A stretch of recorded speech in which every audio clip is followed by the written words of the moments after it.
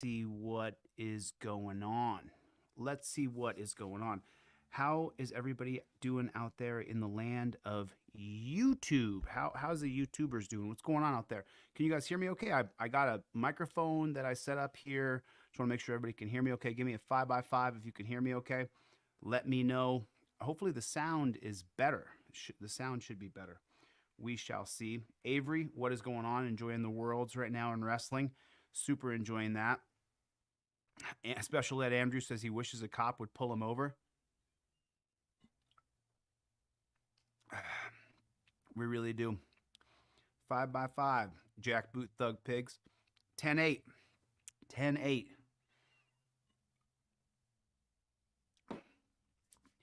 Is the sound any better? The sound should be better. I'm not sure if it is or not. I feel like I want to like lean up to talk, but I think it should be okay. The funny thing is I can't hear anything because I don't have anybody else in the room yet. So I'm going to show you guys a couple minutes of a video here, and we're going to take a look at this, and we are going to take a look at her. I mean, how do I say that? Takaya Young being shot by police in Ohio. So welcome to another demonetized stream right here on Delete Laws, everybody. So this is from the Associated Press. Let's watch this real quick, and then I'm going to bring on special guest Aaron Collins, because the second that this broke, the second that we found out that Takaya had been murdered by the Piggies, is the microphone low? Is the sound good, or does it sound okay? How about like that? Can you guys hear me better like that? Does that any better? I just want to make sure you guys can hear me. I don't care if you can see me as much as I care that you guys can hear me. Hearing me. I got a 4-way dash camera because of watching your videos. Thank you for showing how to protect yourself and your constitutional rights from overreaching militarized police forces. That is exactly correct. That could not be any more correct. That's exactly how I feel. Dan, it's so good to see you, man. A longtime friend. I can't wait to bring on Aaron. But first, I want to show you guys this body cam footage of Takaya getting murdered by the police. She got murdered. Remember, and I'm going to show this so YouTube, you can do whatever you're going to do. I'm not going to be censored. I'm not going to stop showing the truth. I'm not going to, in any way, shape, or form, devalue my principles and my standards, because YouTube is YouTube China, and they don't want you to see anything the state does. They just demonetized the video where I showed you that they planted drugs in the guy's car, and they demonetized the short, and then the short just thudded after that. It was on a meteorite. It was at 600,000 views, and then it just stopped growing altogether, because once YouTube demonetizes it, they have a built-in preferential system for themselves, because if there's no monetization on it, well, then why would they want people to watch it? You could watch a different short that has their monetization on it, because I get a piece of that, but YouTube gets the biggest piece. So let's take a look. Josh Russell, you are very, very welcome. I didn't say that. Butch the Original said that. You are very, very welcome. I'm really glad. I hope you have a trifold in your car.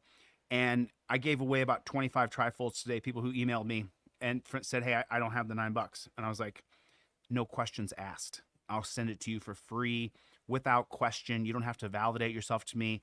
Just, hey, I need that for free, and I'll send it to you so that you put it in your car. Print it out, put it in your car, put it in your mama's car, explain to your friends and family what it is and why you use it and how you use it. Use that trifold. It is helping so many people. I get so many emails from people telling me that, man, I used your trifold and now I have no worries. Once you invoke your Fifth Amendment right, you have your license. And by the way, you don't put your actual driver's license there. That's a photocopy of your driver's license. And then you have the actual driver's license with you. But this is in case you don't have your ID on you for some reason. You don't have your wallet with you. But now you have a copy of your license up there. And it would be unreasonable to arrest you when you have all three documents and they match. On the reasonableness standard of the Fourth Amendment, it has to be reasonable to seize you. Well, if you get pulled over and you don't have your actual driver's license and you have your driver's license, registration, and proof of insurance all on a laminated card ready to go, it would be unreasonable to arrest you, and that could be your argument with the cops and later the court if he arrests you anyway, because you don't have the actual physical driver's license, but you do have a laser copy of it, and you can still scan the back, and that matches my registration, and it matches my proof of insurance. So it's unreasonable for you to arrest me, officer, considering that I have all 3 matching documents, the registration of the cars in my name. It would be, it's unreasonable. But a lot of people are invoking their 5th Amendment right to remain silent, and I'm super happy to see it. So now let's watch Takaya Young get murdered, and then I'm going to bring on Aaron Collins, because the moment that he saw this, he began to file his Freedom of Information Act, and you guys don't really need me on the screen for this.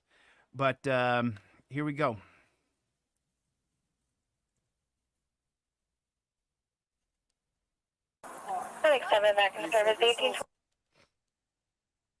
One second, just real quick here. I just want to make sure there's not going to be any sound back for you guys. 28. Get out of the car.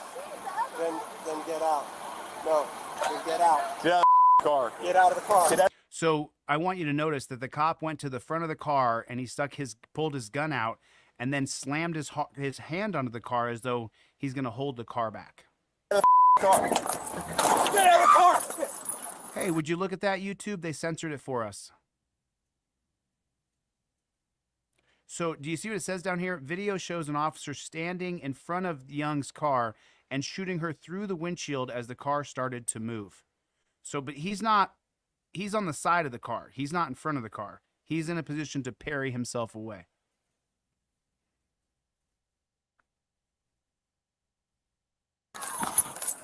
Shots fired. Shots fired. Stop the car.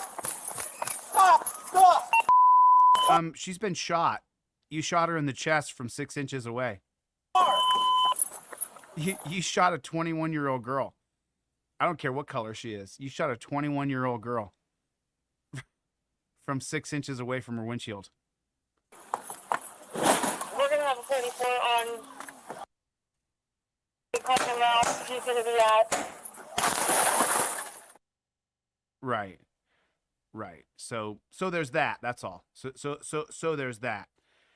So so for the YouTube China, just so you know, the Associated Press went ahead and censored that. So it's been censored by a different censorship program.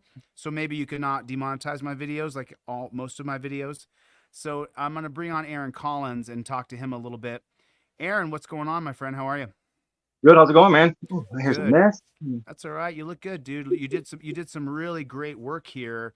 And I wanted to bring on Aaron because he contacted me and said, hey, Chille, I saw your live stream about Takaya. A couple mistakes you made, but other than that, I want to just share with you that what did you do exactly? Well, before we get into anything, I want to tell everybody that Chille and I had a talk a while back, not a few days ago or so, week roughly, buried the hatchet. Emotions happen emotions rise when you're talking about your livelihood and your family. And my kids got involved and got scared because of some death threats that I got were people that lived nearby. So I was a knee-jerk emotional reaction, and I, usually don't hang on to things. You're not that kind of a guy to just hang on to stuff, but for some reason, I just couldn't let it go. It's most likely because it was my kids, So I apologize to Chille. We had a good talk. He's like, I'm sorry for what I did. I'm sorry for what I did. We're good. So, and I've contacted the prosecutor's office to drop the telecommunications harassment charges. So once I get confirmation all that's done, I'll send that for proof, because it's time that the bullshit drama stops. He said, she said, I don't care, you don't care, we don't care needs to stop. We need to come together as a community and put accurate information out, because if we don't have something just right, we're just going to get picked apart by the trolls. We have to have it just right. And that's what I make sure I do every time I put something out. I get as much information as humanly possible. The moment I heard about this, within an hour, I'm making records requests. And not just for records from that department, but the other 4 agencies involved. County, city. I mean, there's a whole bunch more people involved. You look at the different uniforms if you watch the full video. By the way, it's not quite the full video. It's only 24 minutes, roughly, for each of the 2 cops involved. Originally, they put out a 5-minute video, which had both officers, like an initial contact up to the shooting, and they break the window, and then a slow-mo version of it, and they call that the body cam. No, I want all the body cam, all of it. Send it to me. Ohio law says if it's a police-involved shooting, that I get the unredacted footage of it. And I got it, and it's very disturbing and disheartening. They shot her through the left breast, and the only thing they blurred out was her breast. And they did give me the rest of it unredacted, except for the cops' faces. And That's what I really want to talk about. It's the bastardization of Marcy's Law. You put yourself in harm's way intentionally, pulled your gun out before he even made any kind of overt act. Cop bangs on her window to try to break her glass while this guy's got his gun out. She's scared shitless, obviously. And so she just crept away. She didn't floor it, try to run him over, try to kill him. She just basically let off the brake and let the car start to idle forward, and then she gets smoked for it. And that's not right. And we need to expose this kind of stuff. That's right. That's exactly. So when you filed your records request and you filed for that unredacted, I know that we have the faces of the cops, and Aaron has that, and I have it in my computer here. If you can share it on your computer, Aaron, that's fine. Go ahead and however you want to proceed with this. Yeah, But I'm on my cell phone. My computer's in the basement. I have terrible reception. So okay, you sent me that email, right? You emailed me the. Yeah, I sent it to you. My computer's being really dumb right now. It's 8 years old and hasn't been upgraded in probably 8 years. I saw the which email address you use? Great Lake Audits. I think I sent it from Great Lakes Audits. Yeah. Yeah, I have the we have the actual names and faces of the cops who murdered Takaya. And what kind of pushback did they give to you when you said, "Hey, I want to know the names of the cops who murdered her, and I want to see the unredacted body cam footage"? When you did that FOIA process, what was that process like, so that people can understand what you did exactly? I got a list of all officers on scene, and all 6 officers from Blendon Township's names are redacted because they're a smaller agency. So they redacted all the names, and I called them and asked them why. Well, we're a small agency. It's easy to figure it out. In the digital age, nothing is hidden. I got you. So I wanted them to own up to it. So because these officers are victims, they're trying to apply Marcy's Law, in a situation where a woman is dead, and they can't prosecute. So it's not like there's any kind of issue there. When you put yourself in a position against departmental policy, which Blendon Township's, the policy is not to shoot in front of a car into a vehicle. Don't put yourself in that situation. And he did before there's any kind of a threat. He wasn't trying to get away from a different threat. He put himself in the position to be put in danger intentionally. Then the other officer on her window, there's this bullshit charge because he's got his hand on the window. He's got his hand on the window and didn't let go right away, so he got pulled. That's how he's a victim. It's bullshit. Absolute bullshit. Neither one went down. Aaron, I don't have your email with the cops' faces on it. Did I text it to you? I'm not sure, but just send that to me again, because I can display it right here. And you hate to judge someone by how they look, and we try not to do that. But the problem is that these cops murdered this woman, and when you look at him and you look at his face, I just can't help but look at the guy and feel like he's just nothing but evil. That he's purely an evil person. I don't know who in their right mind gets in front of someone's car, sticks a gun at their windshield, and then says freeze, freeze, and the car starts to move at 2 miles an hour, and then they pull the trigger when you're just, so I think I'm being a little hyperbolic with saying by 6 inches away, but the truth is that he's probably 18 inches or a foot away from the windshield, and she's probably 18 inches or 2 feet away from the windshield. So from he's 3 got feet, his hand on the front, and he's leaning forward a little bit.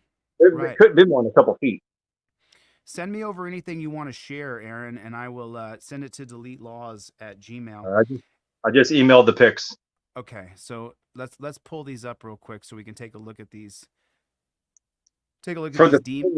I don't want to watch the actual video. And by the way, there's also video on Facebook that people took on Facebook the moment it happened, as they're working on her, as they're putting the there's this really cool machine out they have now that does chest compressions, so we don't have to do it and get tired and exhausted. Keeps a nice steady rhythm. They put that machine on her. So while they're trying to transport and all that, that's on her going. You like video of all of this stuff. It's good. I was sobbing when I watched this because this is just, it's that bad. And I called News Now Ninja and we're talking about it, and I sent it to him. He's sobbing. We're both like emotional wrecks, and it is just absolutely disgusting what happened. Just disgust. Over 8 bottles of alcohol, this woman lost her life. Right, and listen, and just so everybody knows, I didn't mitigate or litigate or create some sort of fantasy that she had not stolen some bottles of alcohol. She did. We know she did. It's on video. We know what happened. She did it. I'm agreeing that she did it. What I'm saying, and Aaron is saying, and News Now Ninja, who he just mentioned, another empath who films cops, is you shouldn't murder someone over alcohol. You shouldn't murder someone over stealing kombucha or stealing my lights or stealing this microphone or stealing this computer. Someone shouldn't die over that. And so that's all we're saying here. We're not saying that she shouldn't be punished for the crime she committed. So this is Sergeant, how do you say his last name?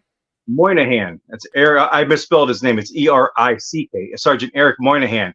Now, what I did get from them was a list of all of their officers.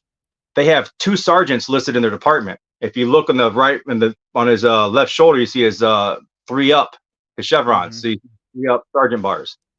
Okay. So there's only 2 sergeants. If that's an easy figure out, right? Well, then you start looking at the clothing and all that. So if you look down at his belt line, that baton, horizontal and appendix carry, is a very distinct way to carry something. Very few, it actually might be his flashlight, but very few. What's the word you used? I don't even know. It's a very distinct way. I mean, we all do things specific for us for comfort. And he likes his flashlight or his I think it is his flashlight. He likes to carry his appendix carry versus on his hip, slapping around. Okay. Then you've also got the carabiner with his keys and his key fob on it, which is again in the same exact position as the other picture of the redacted picture, and then his watch. So when you put the 3 together, right there, and then you have his sergeant bars. I can't say with a 100% certainty this is him, but I'm like 99.99 repeating certain this is him. Okay. And then this is Officer Connor Grubb, Grubb. He is the shooter. He is. If you look at his vest, you see the little white square patch. I believe it says OD on it, and then the little white patch just beside that. So that's very distinct. And then again, the same thing with his right wrist. You see the fallen comrade bracelet for fallen soldier that he was friends with and probably served with, or maybe even a family member. It's a memorial bracelet. So he's ex-military, is what you're saying? Yeah, the mustache, the bracelet. I have a feeling he's ex-military. Okay. I don't have confirmation on that, but that's a pretty reasonable assumption here. So what Aaron is saying here is that what he did is he got the names of all the officers on the scene, and these 2 officers were on the shootings. There's blood on his pants or something right there. I don't know what that is. But yeah, they wouldn't give me the names of the guys on the scene, but what they were able to do is give me a full list of the department names, just all the whole names of the department. And their Facebook has pictures of these guys and identified in there. I mean, I do this all the time, little Facebook sleuthing, and I'm identifying people. I did it for News Now Ninja with the lady that attacked him with the keys. So the picture on the left. Is he a canine pig? No, actually, there were 4 people in that picture. He's on the far right, Grubb is on the far left, and there's a canine officer there as well. They're doing like an ice cream thing for kids. So when you look at it, your children. Yeah, the math adds up. For me on this, the math adds up. The square patch with the little white patch next to it, the bracelet, the key on his right hip, and then the badge a little bit below it, that all adds up. So a couple things I want to touch on right here with y'all real quick. So understand something, that the indoctrination process for your children begins in their elementary schools, junior high schools, and high schools.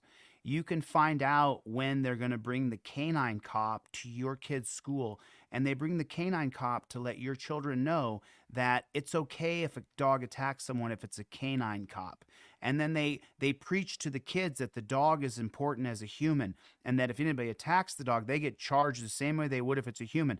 I am one of the biggest dog lovers that you know. I love my dog, Charlie. I would sacrifice my dog 100 times over again for any one life here. Even people I don't know in this room, even the trolls who come in and say something, I would sacrifice my dog's life for your life 100 times out of 100, because a human being is far more important than a dog. And the indoctrination for your kid begins when they bring this dog in, and everybody's like, oh, there's a great big dog here. And so you can find out from your school when they plan on bringing in a canine dog for a show and tell. They indoctrinate your kids by bringing in a bunch of cops and being like, oh, today's celebrating First Responders Day. No, it's not. It's indoctrinating your kids. You don't have to make your kids. You don't have to allow your kids to associate with pigs. You don't have to. So you should find out when they're bringing the pigs to your school to try to normalize. Get back in my cop speech here. Try to normalize that everything's normal here and that what we do is perfectly normal and that we have handcuffs and they're not supposed to be comfortable. We've heard that for how many years? But now when we've coined the term torture cuffs, now everybody knows what that means because every person here who's been put in the torture cuffs, they know exactly, oh, I'm so sorry. You know, my friend Aaron Collins. Aaron, you were put in the torture cuffs, weren't you? Yeah, April 29th, 2022 was the most recent time. How yeah, miserable? I'm still a little bit numb from it too. Believe it or not, I have permanent nerve damage. Yeah, I do too. I have nerve damage. Well, this is from Jesse Sandoval squeezing my ulnar. Did you see that video where he just squeezed and it just focused? No. Oh, dude, you got to see it. It's horrible. So now we've Hey, pretty much. Is that the Vegas cop? Yeah. Yeah, I did see that one. Yeah. See him move his thumb around on the ulnar nerve just to make Yeah, sure you can feel it, the nerve on it, just roll it and it push it right into the bone. He was doing it. I still have some marks there from where he just did the damage on my arm. It's you can get it right between the tendons and the muscle all the way to the bone, and that's what that rolling is to push all the other material out of the way. It hurts. These cops right here who we've now identified. Have you heard anything about any sort of punishment, or have you heard anything at all that they're going to be reprimanded? Or I mean, sure, they're on paid leave right now as they deal with the grief of murder. The Sergeant Moynihan was back to duty the next day or the day after that. It was only a couple days. The chief investigated it, said, you know what, he didn't do anything that deserves any kind of investigating on, and he was back to duty just a couple days. Okay, and then from what I'm probably still off. I haven't been able to confirm it because they won't use anyone's name, considering they're using Marcy's law to protect these monsters. Yeah, I mean, this guy's a murderer. He shot a young girl from less than 3 feet away from the tip of the gun to her chest. And I would show that footage if you have it, but if you don't, that's okay too. And if I have all of it. I think what we've seen is okay because the okay, so a lot of people like the trolls. Well, why do you care about monetization? I don't care. Chille be the first one to tell you monetization doesn't matter if you're trying to get the story out. Like right. I want to put it out, but if you want to reach people, it needs to be monetized. Because if YouTube can make money off it and throw ads on it, they'll monetize. They'll push the hell out of it. If they can't, they won't. So getting the green light is what I call it. Getting the green light, so it's not yellow, red, or white. That's what getting the green light means a lot more people are going to see it. I put 2 videos out with the same exact tags, similar titles. One got 30,000 views. One got 1.2 thousand views. Can you guess which one was green? Right. It's about getting that reach. Yeah, this is dirty. These cops in our country are the dirt. I mean, we have got a dirty system, and it's disgusting. And the Republicans and Democrats who you guys are going to vote for, I won't vote for either one of them. Some of you will vote for them. Some of you will not. I will not vote for Republican or Democrat. They have bound together to make sure that we don't get the body cam footage, that we can't get it, that it's the property of the cops. And so every time you vote for a Democrat or a Republican, remember, you're voting for them to take away our transparency. You're voting for the censorship, because it would take one governor in one state to declare the top 5 social media companies are the public square. Your account wouldn't be able to be deleted. They wouldn't be able to shadow ban us anymore. They wouldn't be able to censor our content. And I've said this before.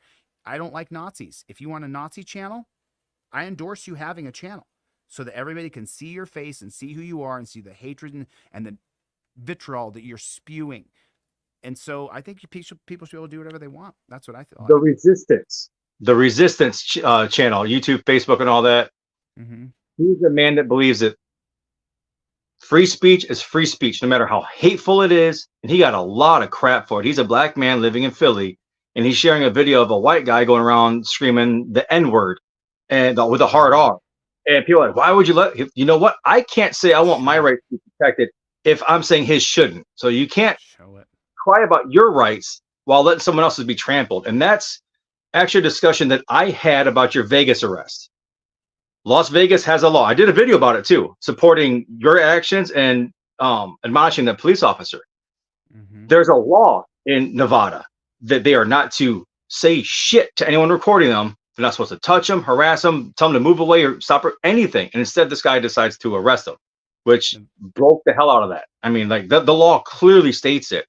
And I got a ton of shit for why you support Chille. I don't care if we're friends or not at the time. Right is right, wrong is wrong. You have to speak up. If you're not going to speak up for all of it, then shut down about all of it. Just shut up and just let the adults talk, so to speak. You know, because those of us that give a shit about what happens in this society, I have kids growing up. I want a better community for them to live in. That's why I do what I do. And we can't ask for that if we're allowing other people's rights to be trampled. Yeah, I totally agree with you.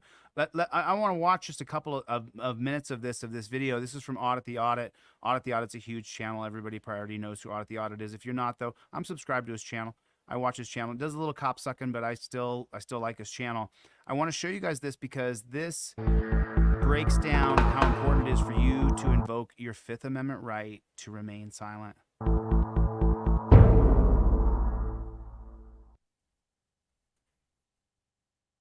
And the right and wrong searches, and is brought to us by ABC News 4's channel. Be sure to check out the description below and give them the credit that they deserve. On August 20th, 2020, Corporal Robert Barano of the Somerville Police Department initiated a traffic stop on 42-year-old grandfather Timmy Miles after he drove away from his Somerville, South Carolina residence. Prior to the stop, Charleston police officers had intercepted a FedEx package containing marijuana that was sent to Mr. Miles' home, but addressed to an individual who did not live there, and, according to Mr. Miles, was not known to him or his family. As part of a narcotics surveillance operation, officers from the Somerville PD delivered the package to Mr. Miles' front porch, and at least 2 officers watched the package from a wooded area behind Mr. Miles' home. At one point, the officers lost sight of the package, and when Mr. Miles drove away, Corporal Barano pulled him over on the mistaken belief that he had picked up the package and put it in his vehicle. Corporal Barano approached the vehicle, and the encounter that followed was captured on body camera.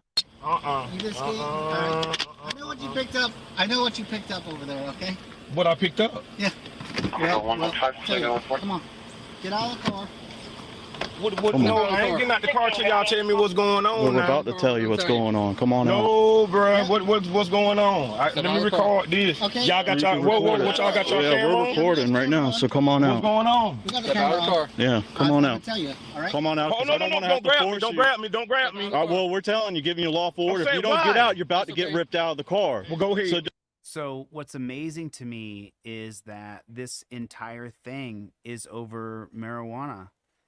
As if you have to go at a guy with a half a dozen cops with guns because you found some marijuana in his.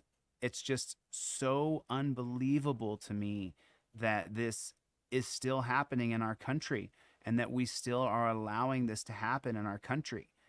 The guy's accused of having marijuana shipped to him. Let's say he's guilty. Let's say he said use a fake name. Let's say that happened. Okay. Now what? You got him. You got the bag. You confiscated it. That's it. Let him go. Let him go. That's it right there. If he was a physical or violent threat, he wouldn't be getting marijuana in the mail. So what are we talking about here? But look at the response that these jackboot thug pigs are doing. No. We got the camera on. Yeah, come on out. Tell you, all right? Come on out. Oh, no, don't grab me. Don't grab me. Don't grab me. Well, we're telling you, giving you lawful order. If you don't get out, you're about to get ripped out of the car. Well, go ahead. So don't. I got a back problem. Don't rip me out. I'm not trying to do that. So come on out. Come on out. We'll explain it to you. We're gonna tell you, dude. Come on, step out of the car. Let me go. No, I'm not letting you go. Bro, let me go. This is your last chance, man. No. Get the f out. Oh, look out. Hands behind your back. Why you punch me in my face? I don't know what's going on. Did you hear that? That was horrible. Hands behind your back. Why you punch me in my face? I don't know what's going on. Yeah, pull him up. Up in the trunk. If you got your camera on, punch me in my face. We got a camera, bro. Somebody punch me in my face. Can you pause it right there? Oh, Johnny, what's Yeah, going on? Let me pull you up on screen here, Aaron. Go ahead. What are you saying? Did you hear him say, you got your camera on? You got your camera on? Right. Too many people have a misconception that that's going to do a damn bit of good. And here's 2 reasons why. I made a public records request for body cam footage in Toledo, Ohio. It took 19 months to get. 19. And that wasn't even proper. It wasn't even complete. A situation happened in April of this year, I believe. Yeah, April of this year, where an officer's body cam magically isn't uploaded. It was on and recording. You can see the green light solid, a red light flashing, which means it's recording. But there's no footage because maybe the battery was low or the docking error or some kind of server problem. We can't trust their footage. Now, this man here, a dash cam, front and rear facing dash camera, 360 views for his car, something like that, would have picked up at least the audio of it if it's just a front and rear facing. Right. But the police can shut theirs off with impunity like they did in my case. Right. And there's 3 different reasons why this cop gave them, and I can't wait for Thursday for me to be able to talk about it all. I want to get into that, but I want to center real quick on what you just brought up. If people don't know about Aaron Collins' Great Lake audits, what he's specifically very good at and has been doing for years is doing freedom of information requests and demand for body cam footage. He's been doing it for years, way before I ever knew him. And so he's telling you right now, how many months does it take you to get the footage? Okay, so one of them I have is 19 months. Documents from my arrest, which we have trial tomorrow. It's been 17 months since my arrest. I still don't have that completed. They still haven't given me my body cam footage. They still haven't given me the personnel files for these officers. There's so much, and there's 2 different things within the state that require it to be treated as discovery, but yet they're just scoffing at it. So state law says it, as well as rules of criminal procedure for Ohio says it. Learn your rules of criminal procedure, rules of evidence, like that stuff. If you know that, you have a great understanding of what you can and can't do when you make your records request for the stuff they're trying to keep from you. Well, the important part that he said is, and I qualified him by explaining this is what he does. Took him 19 months on one. On the other one, he still hasn't got the footage yet. And it's the same thing for me going right. I'm in court in Las Vegas right now, and they have not given me all the cam footage. They have not given me the personnel records. And for the lawyers who watch my videos, let me tell you now, if I don't get that stuff, I'm going to sue federally. I'm going to sue everybody involved. I'm going to file another lawsuit. I'm also going to appeal to the circuit court. I'm going to get all the footage. Until we can take away their houses, their cars, like their everything they have, because it has cost my family literally everything we have except the roof over our head. That's like the last thing. The car that's not worth about a couple grand and the roof over our head. Everything else is gone. 401k has been emptied, like the whole 9 yards to defend this. We're going to go over your case in a second. So Aaron's got a case. We're going to show the video. Pull that case up, Aaron, and text that to me so I can put it in my YouTube. Okay, but let's watch a couple more minutes of this. We're going to come right back to this. All right. What's going on? When Mr. Miles refuses to exit the vehicle without an explanation as to why he was stopped, Corporal Barano grabs him around the neck, pulls him from his vehicle, and strikes him several times in the face. We will explore Corporal Barano's use of force later in this episode, but first, it is necessary to discuss the legality of Mr. Miles's conduct in refusing to exit the vehicle. As we have mentioned previously here on ATA, courts have generally concluded that officers are not constitutionally required to inform citizens about the reasons they have been detained. And although Section 17-13... So that is twisted and morbid. Listen to what he says again here. This is the whole thing. There's no reason in a free United States of America why cops should get to grab you and then not tell you why you're being grabbed. Required to inform citizens about the generally concluded that officers are nickel. As we have mentioned previously here on ATA, courts have generally concluded that officers are not constitutionally required to inform citizens about the reasons they have been detained. And although Section 17-13-50 of the South Carolina Code makes it illegal under state law for an officer to, quote, refuse to answer a question relative to the reason for the arrest posed by a person who has been arrested, this statute does not apply to Terry stops. Additionally, officers typically have... Did you hear what he just said? I don't know Audit the Audit. I haven't. I've been kind of critical about his channel about doing the cop sucking, but I think he's just trying to report the straight facts. But listen to what's exempt. 17-50 of the South Carolina Code makes it illegal under state law for an officer to, quote, refuse to answer a question relative to the reason for the arrest. So it's a crime to not answer a question about the arrest in South Carolina. posed by a person who has been. What's that, Aaron? That's beautiful. That's a law. The cops have to tell you if you ask. Yeah, That's the only thing I've ever heard that. But guess what? The number one interaction starts with police. It's a Terry stop is the number one interaction we all watch on video. And listen to what the rules are in South Carolina. Arrested, this statute does not apply to Terry stops. Additionally, officers typically have the discretion to require individuals to exit vehicles during traffic stops, and for this reason, an order to step out of a vehicle is typically considered lawful. While South Carolina's hindering statute, which can be found in Section 16-5-50 of the South Carolina Code, is limited to interference with arrests, under Section 16-1 of the Somerville Code of Ordinances, it is unlawful, quote, for any person to refuse to obey a lawful order of any officer of the police department for the town engaged in the discharge of official duties. However, if he was charged with violating this ordinance, Mr. Miles could attempt to defend himself by arguing that the order to exit the vehicle was not lawful because the underlying traffic stop was not based on reasonable suspicion. Although it is difficult to determine whether Corporal Barano had the reasonable suspicion necessary to detain Mr. Miles without knowing the specific details of what the surveillance officers saw and what they communicated to Corporal Barano, given the fact that the package was still on Mr. Miles' front porch, he would have a legitimate argument that the traffic stop was not supported by reasonable suspicion, and that he accordingly could not be convicted of disobeying a lawful order for refusing. Look at these guys. I mean, take a look. And that he accordingly could not be Take a look. convicted. Go ahead, Also, Aaron. look at what camera angle we have. At any point in time, did it show this man getting his ass whooped? No, it didn't. But all these other guys got their body cams on, and that's the media only putting out what they want you to put out. And that's why I do public records requests, so I get it all, not just what they want me to have. Of disobeying a law. But look how they're all dressed. Masks on, dressed like G.I. Joe.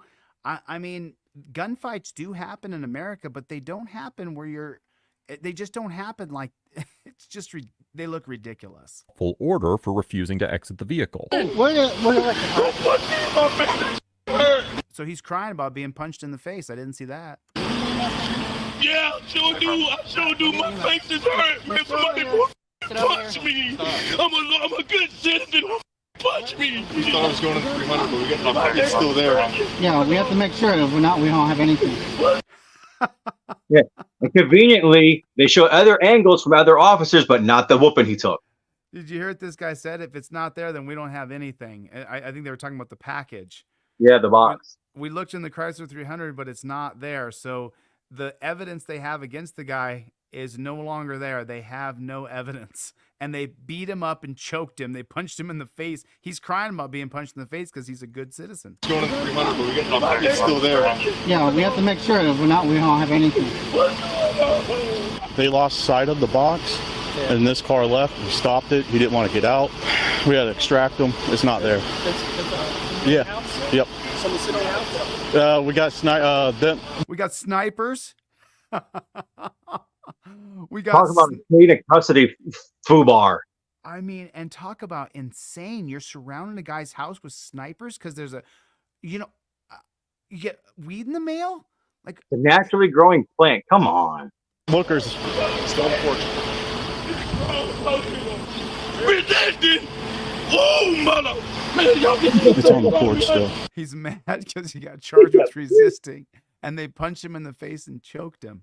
After Mr. Miles was physically removed from the vehicle, the officers realized that the package was not inside it, and later determined that the package was still on the porch. Despite this, they continue to detain Mr. Miles and keep him in handcuffs. Torture cuffs. There you go. Somebody punched me in my face. So he's saying, let me go. I'm not going anywhere because he's in so much pain from the torture cuffs. He just wants to be let out. He said he's not going to run off. But then as he's being a drug trafficker, he didn't bring the drugs to traffic. For real, though. Somebody hit me hard, too. Somebody's still crying. I mean, I'm not much of a crier, but I get it. I understand why he's so upset. Somebody going to jail for real behind this. No. See, and that is where we are super unfortunate, is that nobody's going to be going to jail for this. No one except for him. No one except for him. Nobody's going to go to jail for this. The cops are not going to get in any trouble at all whatsoever. And as long as that system of complete and utter non-accountability, The cops that I'm suing bunches of cops, and in Ironton, I may have to refile my lawsuit again. It doesn't matter. I'm going to appeal, maybe not appeal. Anyway, the point is, the police don't get in trouble. The people who I'm suing will never, they'll get told, oh, you lost in court, or oh, we beat that guy in court, but nothing will happen to them. There'll be absolutely no repercussions for their actions. The only time that ever happens is if they're criminally charged and then convicted. And as you guys see, the judges, when cops murder people, they give them a hug before they sentence them to 2 years in prison with time already served. And so they're out in 6 months. Like, what are we talking about here? Anybody get it? You want to search it? What? This car? Yeah. Continually search. I mean, we'll get a dog, because right now he's going to say no. He didn't pick up the package. So let's get a dog to make sure there's probable cause. We search the car. I already pumped the trunk for safety. Come on, man. I want everybody car. Everybody car. Hey, you brave. He popped the trunk for safety. That's a you know, you real. Yeah, of course it No is, Aaron, warrant, but no permission, not search incident to an arrest. there's no rule of law, dude. This is not rule of law. I talk about rule of law. I talk about rule of law all the time, and this is not rule of law, Aaron. No, what tears me about this one is they admit they had no PC. He never touched the package. So there's no PC to even talk to him about it, much less pull him over, whoop his ass, and illegally enter his vehicle. They open his trunk looking for the drugs, not for safety. He doesn't have a swarm of bees hiding in there. He doesn't have a whole bunch of people with machine guns lying in there. They wanted to find the box because they couldn't see it when they did a plain view search of his interior of his car. Safety my ass. Sorry about that. My other computer just started going off randomly on me. So what was your last sentence, Aaron? A safety my ass. They opened his trunk because they couldn't see the package doing a plain view search of the interior of the car. So they opened the trunk hoping to get it. Oh, that's brilliant. That's brilliant. And that's going to come from the 1979 plain view doctrine created by the FBI. You're brave to be punching on, choking people, man. You wrong. You had no business choking and pulling on me like that. I would have complied only if you'd have let me know what the was going on. I come out my yard, everybody swarming me and punching me and throwing me on the ground. That's ruthless. That's thuggish. And y'all call us mother. Mr. Miles confronts Corporal Barano about his use of force in choking and punching him, and states that he would have complied with the order to exit the vehicle if the officers would have just told him what was going on. In the 2016 case of Armstrong versus Village of Pinehurst, the Fourth Circuit Court of Appeals, which has jurisdiction over South Carolina, determined that, quote, non-compliance with lawful orders justifies some use of force, but the level of justified force varies based on the risks posed by the resistance. Okay, so let me explain something here. The states can make any kind of holding statutes. They can do anything they want. It can go all the way up to the state Supreme Court. The law, the policy of the land is Graham versus Connor, 1989, which creates objective reasonableness, the objectively reasonableness standard. If a police officer believes in his mind that you could be violent against him, he can use the amount of objectively reasonable force that the reasonable officer deems necessary for the situation.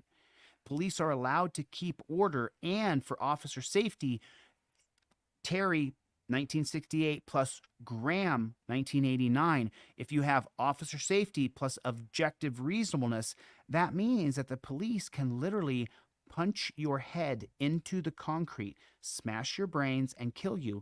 And it could be considered objectively reasonable, considering what they may believe in their mind that you could have done or are willing to do during this interaction with them. So this is why I do love Audit the Audit, because he shows these different laws and things. But the supreme policy of the land created by the unelected Supreme Court is that they can use objectively reasonable force. Applying this precedent, the U.S. District Court for the Eastern District of Virginia, which is also in the Fourth Circuit, held in the 2022 case of Nazario versus Gutierrez that, quote, when police lawfully order a driver to exit his vehicle and the driver refuses, police may use reasonable force to remove the driver. And the reasonableness force standard has been dictated to us in the 1989 case of Graham versus Connor. Reasonable force is up to the reasonable officer on the scene.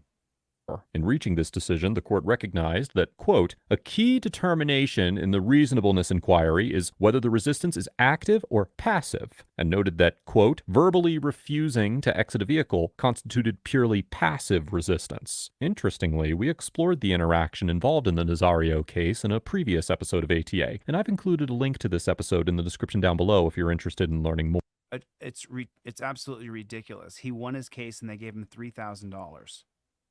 In the present situation, even if a court concluded that Corporal Barano had the legal authority to forcibly remove Mr. Miles from the vehicle, given the entirely passive nature of his resistance, Mr. Miles has a legitimate claim that the type of force employed was excessive and constitutionally unreasonable. In the 2008 case of Cleary versus Green, the U.S. District Court in Maryland, which is also in the Fourth Circuit, held that an officer did not use excessive force in physically removing an individual from a vehicle when she was spun around and slammed against the vehicle several times. However, the court justified this decision by arguing that the officer ceased the use of force once the individual was in handcuffs, and that he did not punch or slap her, implying that such a use of force would be excessive. Additionally, We can slam you around all we want until you're handcuffed. Then we got to stop. This is not handcuffing.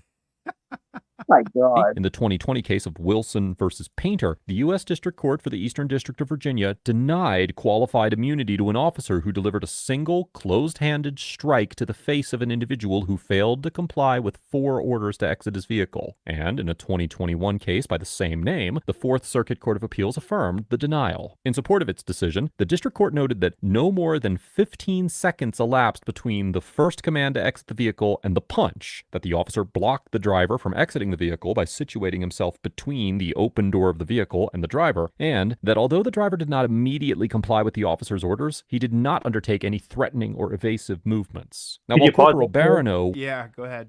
Does that sound like a very similar situation where an officer puts himself in a position to affect someone else's behavior or movements so they can get violent? Well, I'll- I think the state Connor, case is this in bro. Ohio?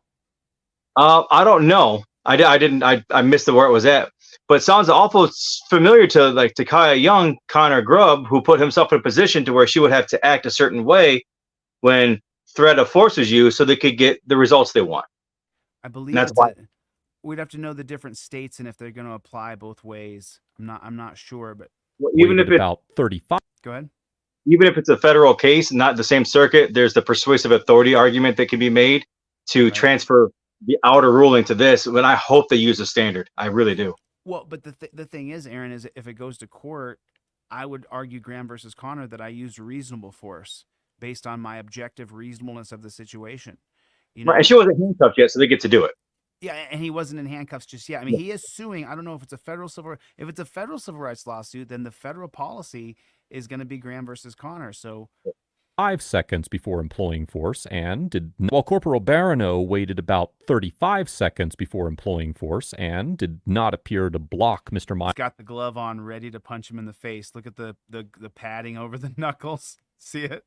Those are biker's gloves, Miles' isn't it? exit from the vehicle, He he wants- used more force than Officer Painter did, as he grabbed Mr. Miles by the throat and punched him twice instead of once. And given the fact that Mr. Miles did not resist physically or even make any He's a black thug gangster wearing a Washington Redskins hat and driving a 300 Chevy Chrysler.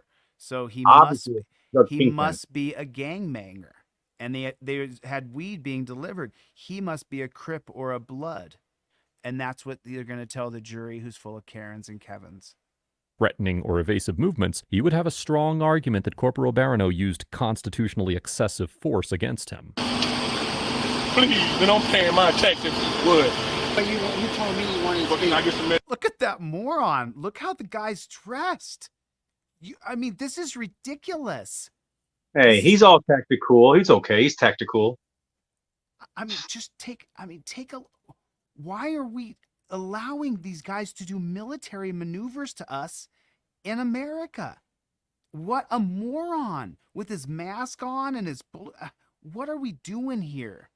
Just take West ambulance. Yes. I Maple already 30 on my foot, top plate Street, because I got Maple 78. cards in my face. You know that's wrong. Come on, man. Come on. No. He refused to get out of the car. Refuse to get out of the car. And then he's gonna sit over there and justify to the guy after he got punched twice and choked. I went like, oh, this man grabbed me first. I said, why are you grabbing me? I got a right for my rights now. Come on now. You behind me. I did the right thing. I stopped. And then you ordered me to get out the car for what? This man Continue around to choking me, punching me. 18907 North People Palmetto that died over Street. choking. Well, the good news is that you're alive and you're kicking. And The good news is you're alive and kicking. He's giving him good news. Good news. You had no business choking me, bro. For choking me, you going down. You ain't had to put your hand on my neck. It ain't that serious. For whatever you looking for, bro. this Moses was waiting for a canine. Where's Fred? Waiting for a canine. So that's the 2018 case of Rodriguez versus United States. That's illegal. Okay, they can prolong a stop if they have reasonable articulable. So I guess it wouldn't be constitutionally illegal because their singular articulable fact is that bag of marijuana that was mailed to him. Well, What's that, Aaron? but he didn't pick it up. He doesn't have it with him, and they know Right. he doesn't have it with them. So that's know got to now. go. They There's know no, there's nothing.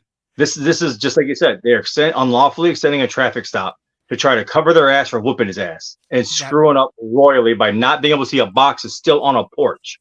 Aaron got it. Aaron got it. I was a little incorrect in my analyses, and he was spot on just now. Exactly correct, Aaron. Where's the search warrant? I do not want a search on my car. I do not allow a search on my car. No. I do not conduct a search on my car. What you looking at? Yeah, they called him. They called him. They're extending the stop of an already illegal stop. He's going to win his lawsuit. We thought there was a package in there. We thought there was and they're on body cam admitting that they're Keystone moron cops. Driver or you guys? We did. It was supposed to be a controlled delivery. Gotcha. Yeah, if we can get that trunk closed for him. We can get that trunk closed for him. All right, we're done violating his Fourth Amendment. Let's close it so we can continue to violate his Fourth Amendment a different way.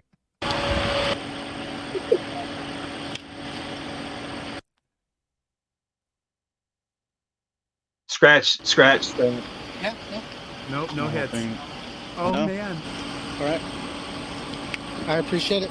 Thank you. Did they notify you about sending emails to the traffic stop? Negative, sir. I feel bad for the guy who went through this, but I love seeing them step on their own. Can we get one for blackmail, approximately 30, 35, complaining of head trauma? Nobody notified them, so they're coming now. Y'all say the EMS were coming on. They're coming. I confirmed Take them out of the that they're custody. coming now. We're going to go and search this. I think it's Anything else to find it. Secure his Hold on. phone. What's that?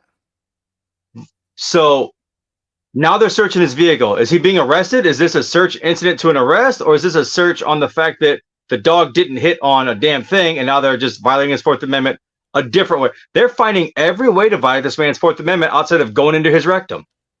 So they could get a search warrant. Didn't admit to using marijuana. No, I did. Hey, you know what? Just do the instant to arrest. We'll hand it over rather than tow it. This is stuff back behind here with this stuff, but you got a corner cut and it smells like weed in there, so. Yeah, he has a couple baggies in the front as well. Yeah, I'll get photos of him. So they just wanted to- didn't hit on the dope. They just wanted to arrest him, so they're just arresting him without any probable cause, no nothing. They're straight up just covering their ass.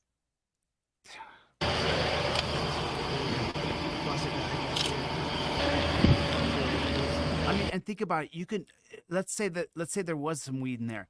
They can drag you off to a dungeon where it's the most dangerous, and you're being kidnapped. Your life's being stopped, and you're being. I mean, just right now, just right this minute, if we stop what you're doing, all you folks listening to this right now, if we just stop right now and we grab Dr. Donna and we take her away from what she's doing, if Aaron and I just magically appeared and just took Dr. Donna right now, first she's going to be happy to see us, but then she's going to be like, hey, wait, where are we going, guys? Dr. Donna has other plans with her life today. Aaron and I might surprise her. She might be happy to see us, but then if we take her with us against her will, her whole life is turned upside down. She had other plans today. That's a fair assessment, right? So now we're being taken away and drug off to a dungeon for a plant that, the last I checked, the deaths from marijuana and people anything to do with marijuana is just, it's not even the top 1,000. It's not even the top 1,000 ways people die. This is unbelievable to watch. We're going to charge him and release the car to mom. Even though Mr. Miles explicitly and We're going to charge him and release the car to mom. adamantly denied consent to search his vehicle, and the canine unit sniffed the vehicle and did not alert. After Mr. Miles admits to using marijuana for his back problems, the officers thoroughly search his vehicle, including the contents of notebooks, folders, and other containers. Oh my. All containers require warrants. Good job. Listen, See, look, it's on another way to violate his fourth. listen, you guys have got to listen to me. It's on the trifold. I have a Fifth Amendment card coming out. It's still not done. I'm so sorry. You shut the front door. They had nothing. When he said that they smoked marijuana, that gave the cops reasonable articulable suspicion to search your car. I have it on a freaking trifold that I give away for free. Aaron, did you know that? Do you know I give the thing I sell to make money? I give it away for, do you know that?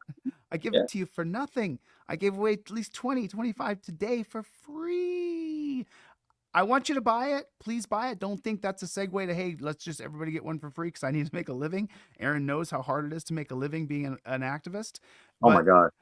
But listen, shut the front door. Stop your dang talking. My God. And do not find Mr. Hyde consent. Okay. Listen again, please. And this is why you have the trifold in your car and why you follow the principle of the fifth all the way to the dungeon if it need be. And then you continue till your lawyer and your family's there to get you out. Sent to search his vehicle, and the canine unit sniffed the vehicle and did not alert. After Mr. Miles admits to using marijuana for his back problems, the officers thoroughly search his vehicle, including the contents of notebooks, folders, and other containers, and do not find any illegal substances. As we have discussed in previous episodes of ATA, the Supreme Court held in the 1983 case of United States versus Place that a canine sniff does not constitute a quote-unquote search for Fourth Amendment purposes. And in the 2005 case of Illinois versus Caballes, the court determined that, quote, a dog sniff conducted during a lawful traffic stop that reveals no information other than the location of a substance that no individual has any right to possess does not violate the Fourth Amendment. However, the Supreme Court clarified in the 2015 case of Rodriguez versus the United States that officers cannot extend a traffic stop beyond the time needed to handle the matter for which the stop was made to conduct a dog sniff without independent, reasonable, articulable suspicion of additional criminal activity. This situation is more complex than the typical traffic stop. I was wrong. I said 2018 Rodriguez. I apologize. It was 2015. I misspoke there. He said exactly what I just said and what Aaron confirmed.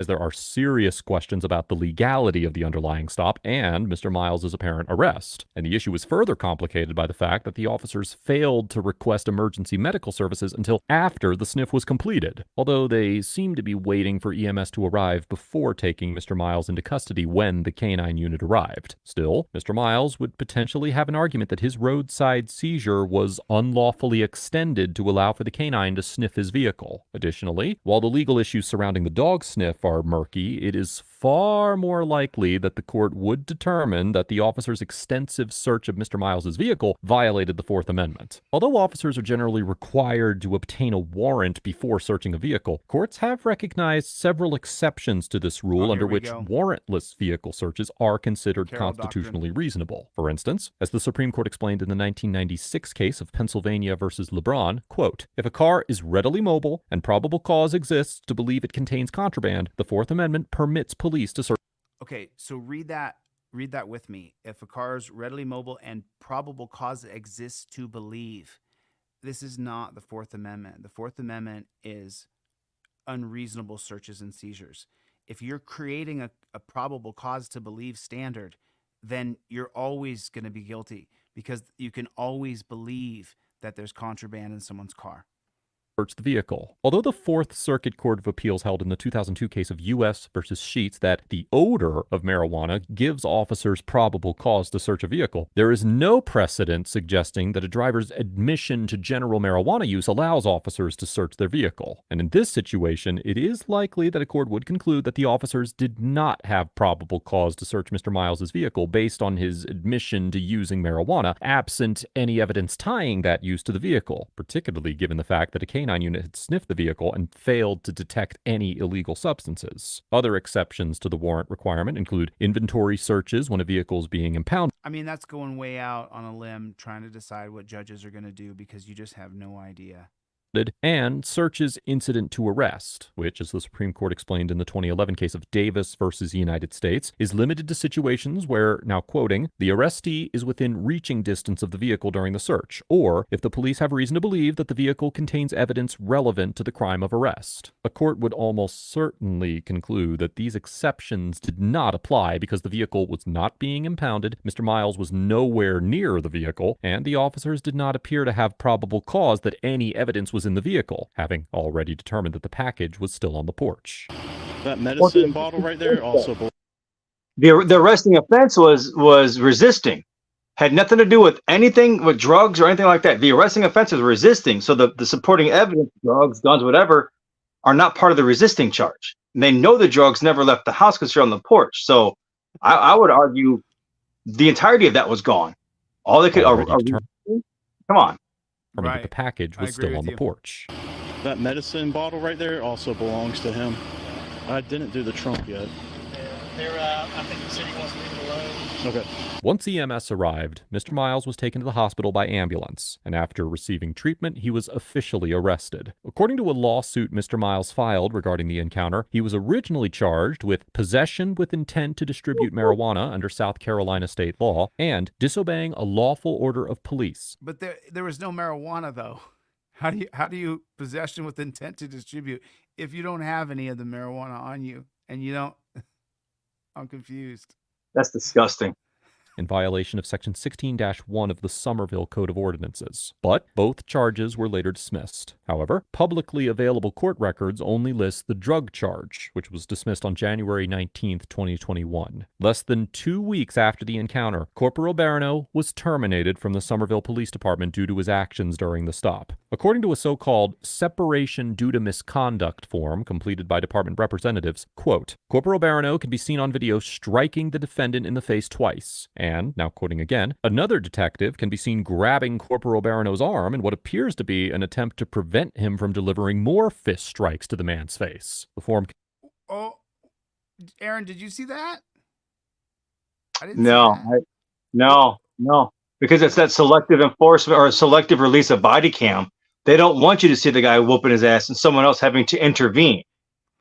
Another detective can be seen grabbing Corporal Barano's arm in what appears to be an attempt to prevent him from delivering more fist strikes to the man's face.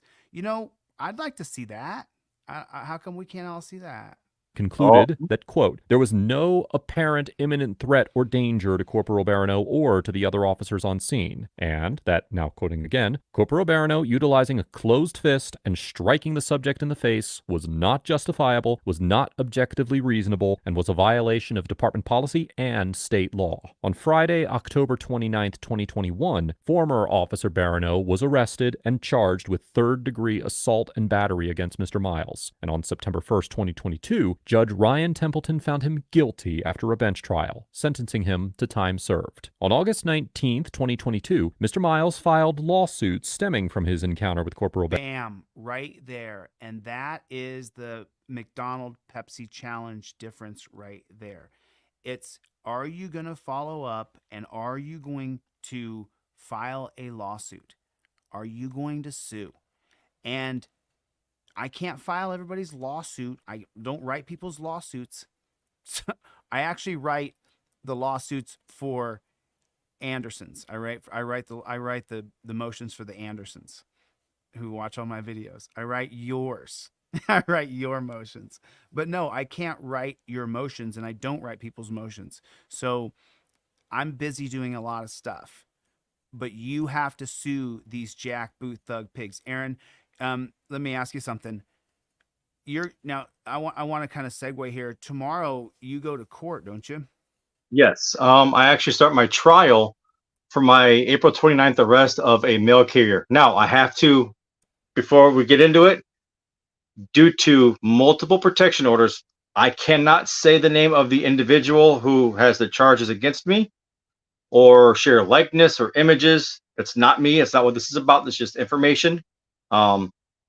So I don't get thrown in jail for a TPO violation. So, sure. Or CPO, either one, either protective order violation. So I'm going to drop the link in the chat here, and we're just going to watch real quick. We're going to watch Aaron get arrested. It's at like the last 25 minutes, I think. We're at 29. It's at 19. Whoa. What's my timestamp? A little more. 26:05 is the timestamp. I have it on my. I've watched this about 40 times in the last 3 days. Right. 'Cause I report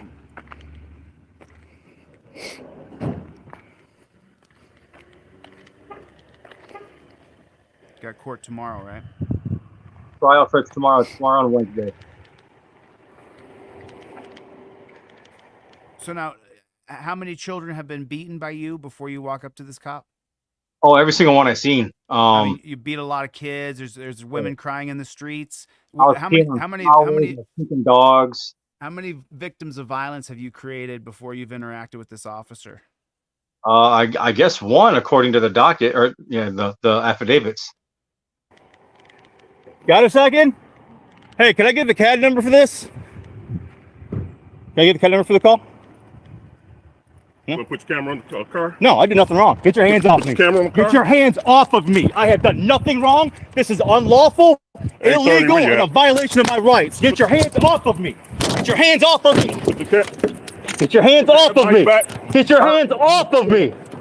Get your hands off of me. Hey, Toe, call my mom. Get your hands off of me. You are fucking up, Peters. Darnell, you are messing up. Torture cuffs. Get your torture cuffs off of me.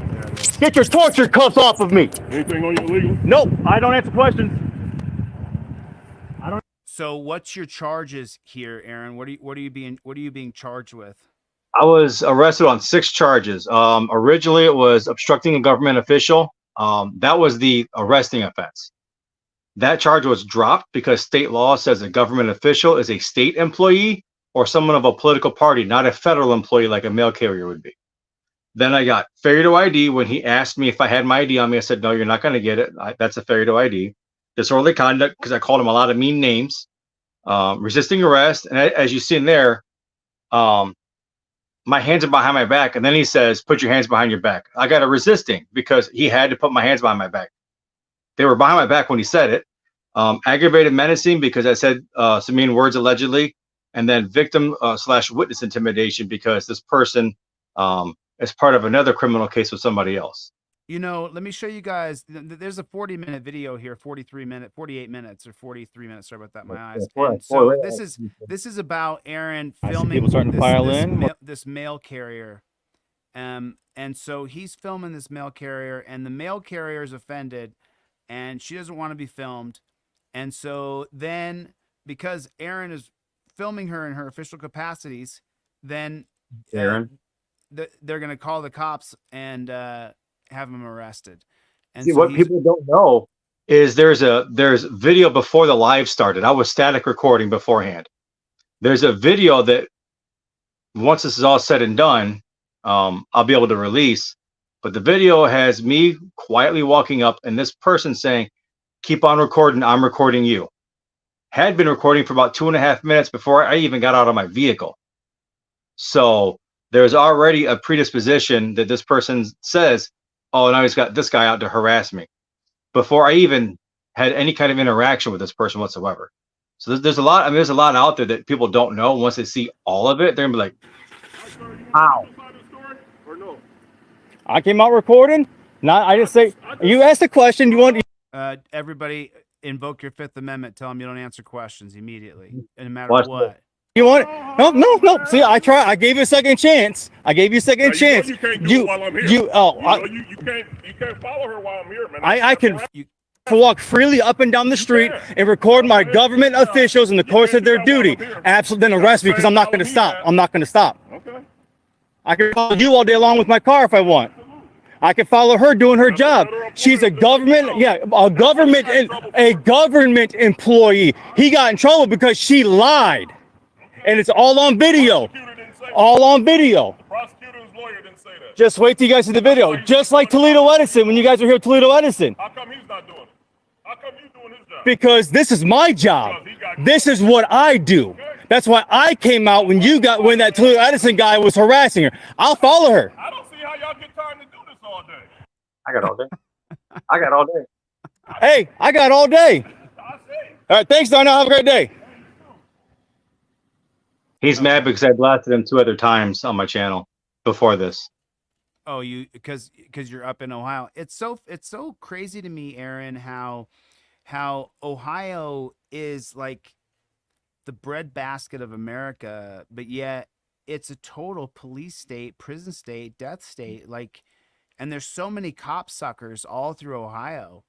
It's mind-boggling, and we can see it on TV. We're watching it together on YouTube. That you don't have a right to be the press. You don't have a right to cover government officials in their official capacity. You can't do that, or you're stalking them.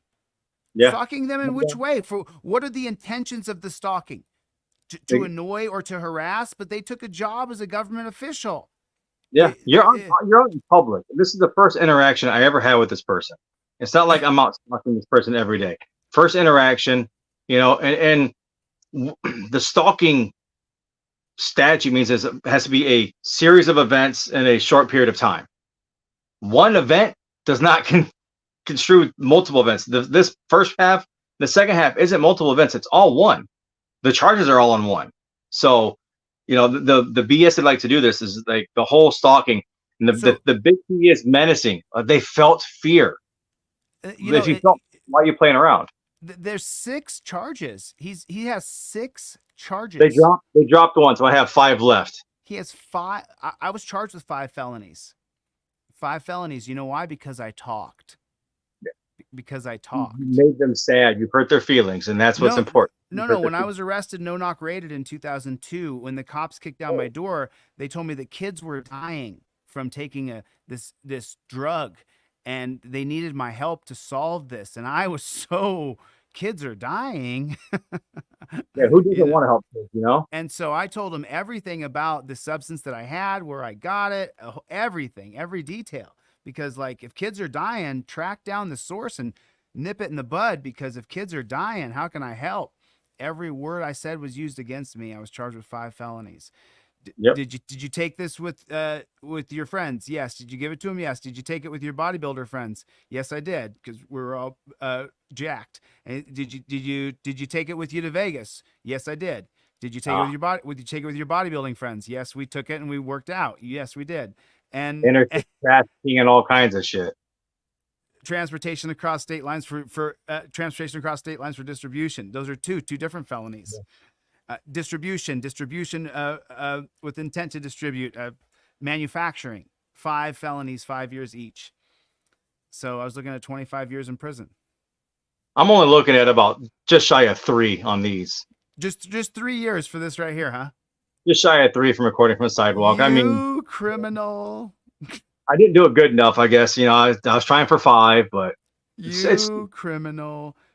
I got my crowd here. Chevy, Victor. What is going on? I am God. How are you, my friend Claudette? What's going on, Special Ed Andrews? Thanks for you guys sticking around here. Chevy, what's going on? I had Jeff Hates Pigs was in here earlier. I saw DJ Smith. What's going on, Richard? How are you, man? Good to see you. I'm just reading Shock Professor, Dr. Donna, Citizens Broadcast. What's going on, brother? Good to see you.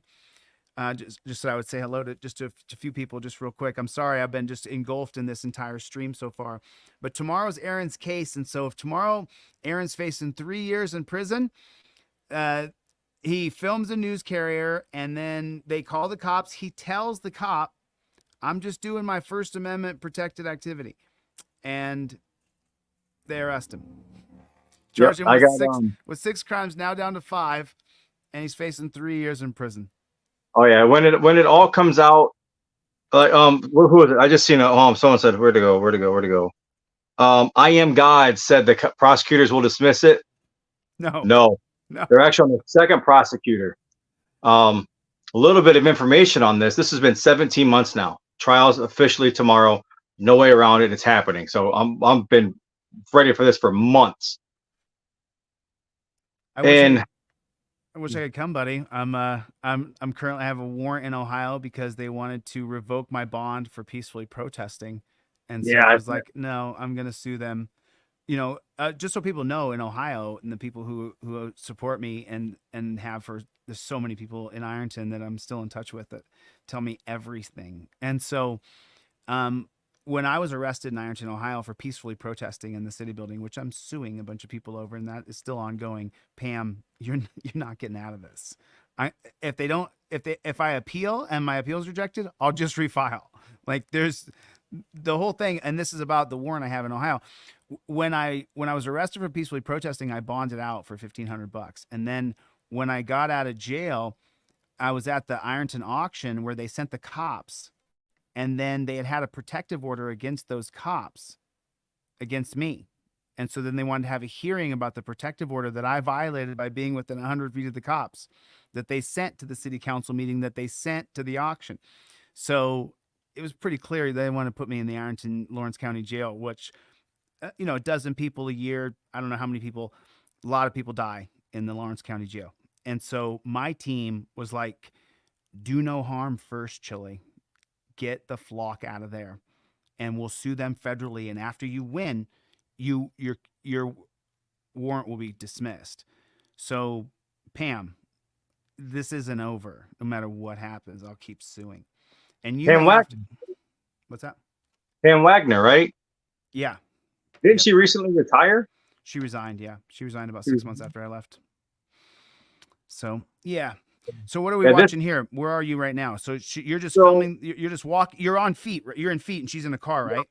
I'm on foot. So what? She drove across the street, and I went across the street. Offering a business card, explaining what I'm trying to explain what I'm doing.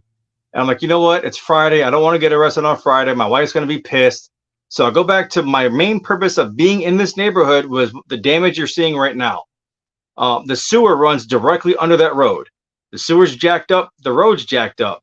The street department doesn't want to do it because they have to pay for the sewer. The sewer doesn't want to do it. They have to pay for the road. Instead of coming together as two government entities that get the same funding from the same damn place, they could have split the demolition and disposal and each take care of their part, and this neighborhood would have been fixed. But no, it's this bullshit political crap, and it's so I'm documenting the damage in the neighborhood of what's going on. And there were actually work orders put in place to fix the curbs. But man, Aaron, I love Ohioans. I was there. The Ohioans they're such an interesting group. No matter which, I went to every part of Ohio, and so Ohio's its own country, basically. I love Ohioans. The people there are amazing. The government there sucks. Yeah, it's this right-wing government that doesn't. It's like taxation with no representation. It's just ran horribly. Am I wrong? City of Toledo is far left. It's a total police state, and half the citizens there endorse the police state. And that's what I don't get about Toledo. Toledo's far left. Currently the left is more of like a anti-police, like defund, refund, re-educate the police. But yet all the citizens are bootlickers. I've never met a bootlicking left-wing person in my life but that's Toledo's full of them. It's weird. It's like the Twilight Zone out here.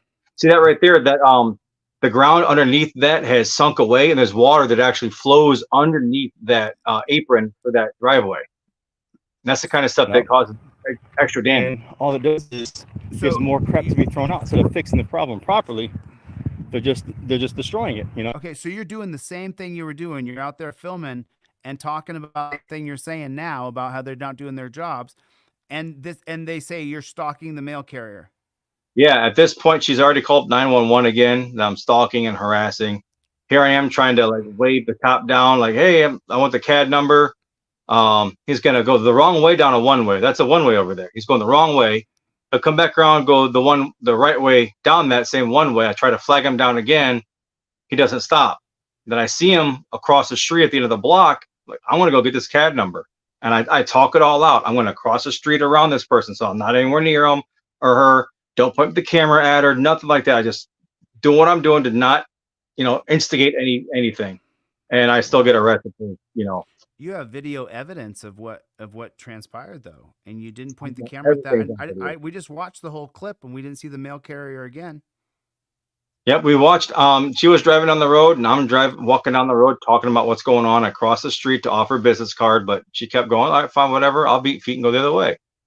So never made contact. The only time we had any verbal contact is on a static recording before the live started, and it's literally like 3 or 4 sentences, and it's nothing bad. I mean, the person initiates contact, says, keep on recording, I'm recording you. Like, you don't know who I am. Yeah, I do. You're Great Lakes Audit. Hey, how you doing? By name.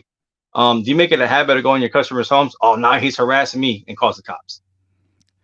Well, that's the entirety of our conversation beforehand. So what's up with your lawyer? My lawyer, I absolutely love my lawyer. I had one that I'd used in the past that was all about plea deals, kicked him to the curb. Got this new one, and she's an absolute bulldog. I love her. Not only does she give me the attention that I think I need, but she gives me even more. She's interested in this. She's learning from this. She's like, I didn't even know this stuff existed. I didn't know what an auditor was. And like, she is all in. I talked to her. So Saturday we had 5 hours together. Today we had 3.5 hours together. That's 8.5 hours at no additional charge. So all I have left is, she gave me a flat rate beforehand and then an additional $1,000 for trial. I'm still $1,000 short for trial because we just had to pay $500 for transcripts. So I'm $1,000 short for my trial, but we're working on that. I'm not working right now. I got fired off on medical leave because it's contract time. So all of us on medical leave, they kind of shit canned. And now the UAW is on strike. So it's going to be a while before I get my job back anytime soon. So I can't get a job because I have aggravated menacing charge. Once the aggravated menacing charge is gone, I can get a job and provide. I can't DoorDash. I can't Uber Eats. I can't work at a gas station, a pizza place. I can't deliver pizzas. Nothing. I can't volunteer to help my kids with their sports. But I've emptied my 401k. All of it. It's all gone. Like, people don't realize just how expensive doing this is. YouTube doesn't pay a lot. The most money I've ever made on a video was about 30,000 views. It was like $98. I am $7,000 into my legal funds. So it's that math doesn't add up. And then this is not because I'm trying to get rich, trying to get famous. I'm trying to shed a light on the BS going on. And the city of Toledo has a lot. They have multiple lawsuits right now. A $30 million one for breaking a woman's arm on a safety check, and a warrant for traffic court because they had to arrest her for her protection. Gloria Sauerwine. Olympic boxer O'Shea Jones, they punched in the face. She's got a lawsuit. I'm not sure how much that is. There's 5 kids at 16 years old were convicted of murder because the prosecutor withheld exculpatory evidence, including witness testimony oh my God. Got a second? Hey, can I get the CAD number for this? Alibi. Can I get the CAD number for the call? There's 5 of them suing. Put the camera on. Prison. Hold on. So the students need to be getting hit first. I want to hear this build up real quick. I want to see what happens right here. So now you see what I did? See how I'm on the opposite side of the street as her? That was intentional. And then I'm going to walk past her vehicle before I turn to the left. I never turn my camera. It's intentional. So I'm not like, I'm past anything. I'm just past and move over for the CAD number.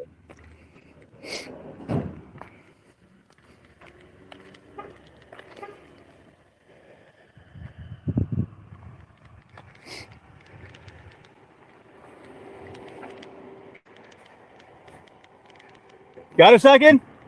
Hey, can I get the CAD number for this? So it's so crazy. You walk up to him and then he jumps out and arrests you. That's the part that's so strange to me. When he says, "Put your hands behind your back," look and see where my hands are. Okay. That's can I get coming the up. CAD number for the call? You want to put your camera on the car? No, I did nothing wrong. Get your hands off me. Camera on the car? Get your hands off of me. I have done nothing wrong. This is unlawful, illegal, and a violation of my rights. Get your hands off of me. Get your hands off of me. Get your hands off of me. Get your hands off of me. His hands are behind his back. Resist. Get your hands off of me. Hey, Toe, call my mom. Get your hands off of me. Get your He put his hands right behind his own back. hands off of me. Get your hands off of So that's what it boils down It- to. So you and- have trial starts tomorrow. Tomorrow, yeah, and that's that. I wanted to be a cop when I was younger. No, Some things stop. changed my mind. Don't make I, me I was vomit. addicted to the polish. I mean, I Don't make was me addicted to bootlicker. I was trapping laces. I mean, I was huge. I voted for Obama the first time around. And I I- did too. I got fooled. He's Yeah, I he's did a too. terrorist. Horrible So, person. when I would see stuff like, oh, the cops, they checked it out, you know, it is what it is.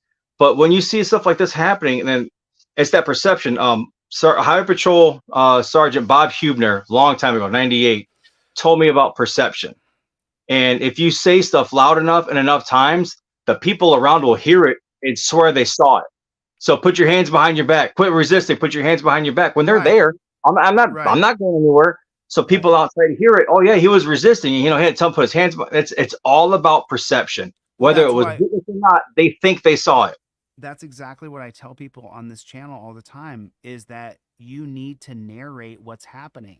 When he says put your arms behind your back, you say my arms are behind my back. When he says stop resisting, you need to say I'm not resisting, you're just hitting me. Other people hear it. You have to say you have to narrate the scene. I don't know how many videos I've made about this. Like I narrated that entire video as I'm walking, everything I'm doing. Here's why I'm doing what I'm doing at this point, and this point, and this point. I tend to not keep my cool when people put their hands on me. I kind of get a little irritated. I mean, we all do, but you can't resist police, or you're just gonna get more charges. hey, Dragonette, what's up, sweetie? Hey, Dragon. I'm sorry. I love Dragonette. Okay, me too. All right, listen. So court tomorrow, Aaron. Text me when it's done. Yeah, I will. We're gonna come back, bring you back in, and I'll bring you back on, and we'll talk again.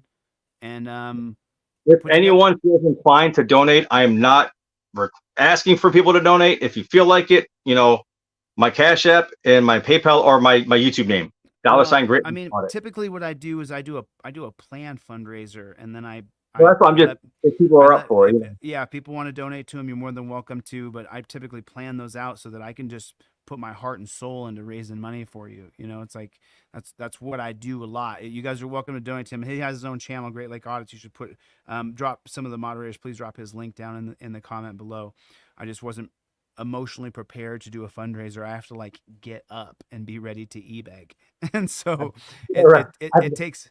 You notice I announced that there's a fundraiser. You know, it's no secret when I do it, because I know I've got to put on my heart and soul to try to get something accomplished. So, but we can talk about that on another show when I'm. Yeah, you guys want to see a cool video? I got one coming out that it went out early. There's some issues with the copyright for some audio that I use, which I have permission to use, and got it fixed. But let's just say a police officer is standing in a position to where he could get a little sprinkle or a little tinkle from a person above. Live on TV, recorded live by a person as well. There's a friend. I interviewed the person that recorded today. He was a local media personality. This cop got peed on because he was an a-hole. And like, not because of it, he deserved it, but he got peed on from a lady in a tree. Wonderful video to watch. So it's coming out. It's coming out. It'll be out tomorrow night. It was out today, but I'll be re-uploading it tomorrow. All right, Aaron, I'm gonna let you go. Listen, thanks for coming on. Good to see you again, man. It's always nice. I'm glad we could bury the hatchet. You know, I'm not typically a scornful, bitter person, but you know, my kids, it was my kids, and all this arresting and move on, dude. Move on. All right. Good to have you on the show. I'll see you next time. Appreciate it. Thanks, guys. Bye, everybody. So there it is. There it is. I mean, what a mess to be charged with 5 charges. You know, I mean, and you know what I always do? I always go, let's say the person's guilty. Let's say they're guilty of that. Whatever they're saying that they did wrong, let's say, I always do this. Say it's true. That he did something wrong. He purposely followed that mail carrier, filming her, okay? He was menacing to her, okay? He got arrested, went to jail, these things, okay? What more punishment do we need to do? What more needs to happen to him? He already went through some real stuff here, and he's been going through. He spent all of his money. He's got no money. Like, what are we talking about here? What's his crime? What's his real crime that we should charge him with crimes, or he could go to jail for that? What's his crime? What is his crime? Criminality, where he's like a criminal. Like, he should be separated from society for what he's got a kid. Separate that kid and his husband and his dad. Let's separate them. Put him away from that kid for a number of years. What are we talking about? What are we talking about? We're off in La La Land. We've completely and utterly lost ourselves. We are living in a total police state, prison state, death state. That's where we're at. We're living in a total police state, prison state, death state. All right, you know what time it is, right? And I might skip over some videos because now that I've done this a few times, okay. But what I want to share right now is I want to go to my favorite Reddit thread, police brutality, and just check out a couple of the videos that are playing over here today. In her right hand while she was driving. I thought I observed a cell phone in her right hand while she was driving. I thought I observed a cell phone in her right hand while she was driving. Oh my God. Oh my God. That is insane. Cell phone in her right hand while she was driving. I thought I observed a cell phone in her right hand while she was driving. I thought I observed a cell phone in her right hand while she was driving. Everything is criminal now. Absolutely everything. Everything, you need to have a... I thought I observed a cell phone in her right hand while she was driving. Just insane. Stop. No, you assaulted me. Come on. It was me standing up for my own rights. Let's go. No, the fuck you've done is wrong. You're not gonna attack me. Wow. Chokehold. Right here. Yeah, thank you. You need to know.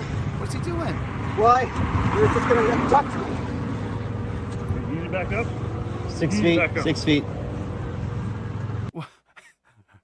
Abduct me. That's a correct analysis. I was walking down the road. He said, stop. And I said, what for? He said, you're doing a crime. And I said, no, I didn't. And he jumped my ass.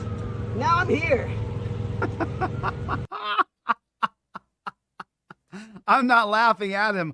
I'm laughing at how succinctly and how perfectly he put it. I was walking along living my life. This guy just grabbed me. Listen, I can't even say it as clear and as perfectly as he can. I was walking down the road. He said, stop. And I said, what for? He said, you're doing a crime. And I said, no, I didn't. And he jumped my ass. That's it. That's it. That is it. If this thing started, I mean, we are an hour and 20 minutes in, or hour and 30 minutes into this thing. And that is the most succinct. And now that's the most.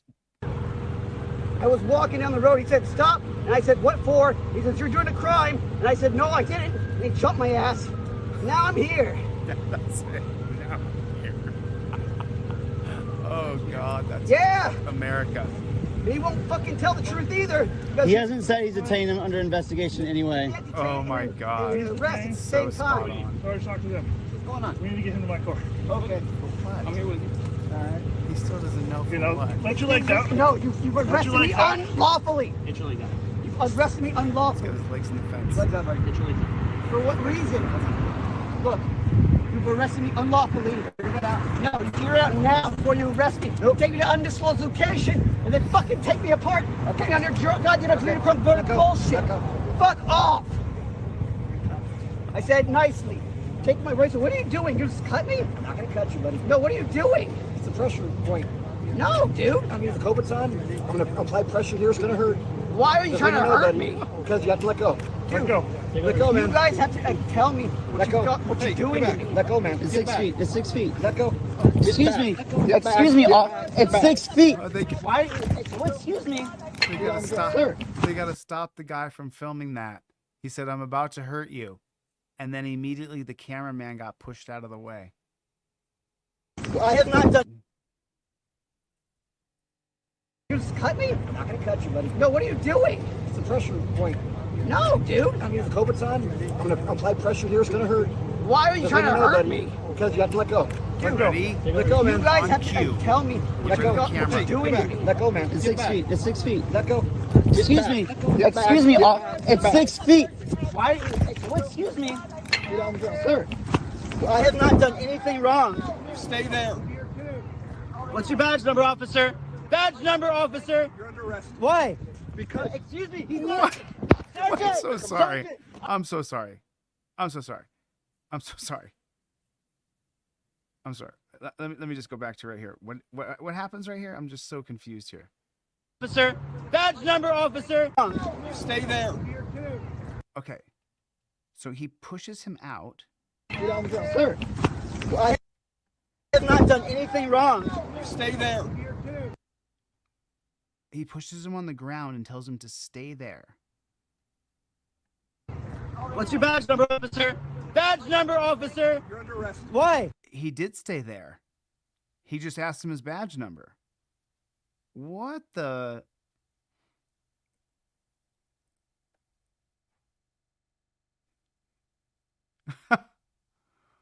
What the heck? There's got to be a news article on this. There's got to be a news article on this. Oh, shit. Boom. What is up, Playboy? That is freaking awesome. That is freaking awesome. Did you guys see that? That is freaking dope. Right there. God bless you, sir. That's amazing. My face is scrunched up because I've been just sitting here laughing at how ridiculous the police state that we live in. It's crazy. You can get arrested for anything. You can get arrested for anything. It doesn't matter what it is. They can arrest you for anything.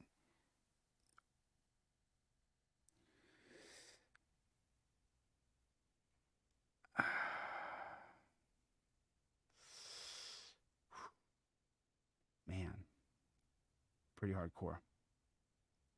Pretty hardcore. Thanks for the shout out. It's nice of you, man. I'm not getting into that. Like I said, have you ever thought you saw something or made a mistake in your life? Of course. I could have sworn I saw you with a cell phone. Now listen to how just ridiculously stupid it sounds.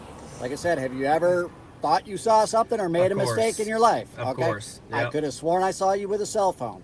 It's just, I mean, like I said, have you ever thought you saw something or made a mistake in your life? Of course. I could have sworn I saw you with a cell phone. just.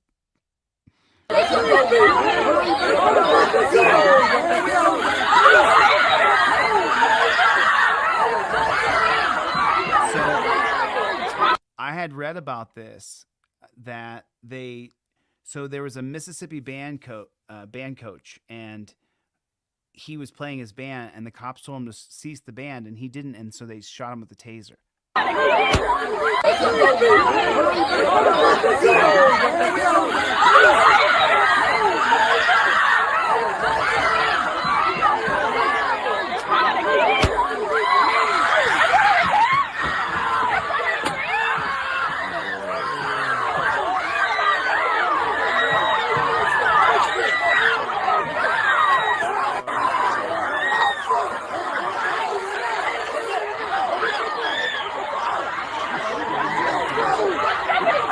Go back. So according to the Birmingham Police Department media release, both bands were still playing after the game was over. They were asked to stop. It is said that J.O.'s band stopped, but Minor did not. Allegedly, the Minor band director pushed an officer, and then the officer tased him, which ended the physical confrontation. However, the recollection of events from people who were there is a little bit different. These children were left basically traumatized. This person's daughter is a cheerleader at the school and witnessed the entire situation. This person says they were there and Mr. Mims didn't swing at the officer and that the officer threatened to even tase them. Mr. Mims was only yelling and asking, "Why are y'all grabbing me?"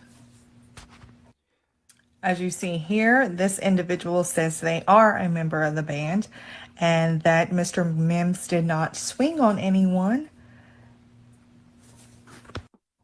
Yet another individual stating that Mr. Mims was merely doing his job.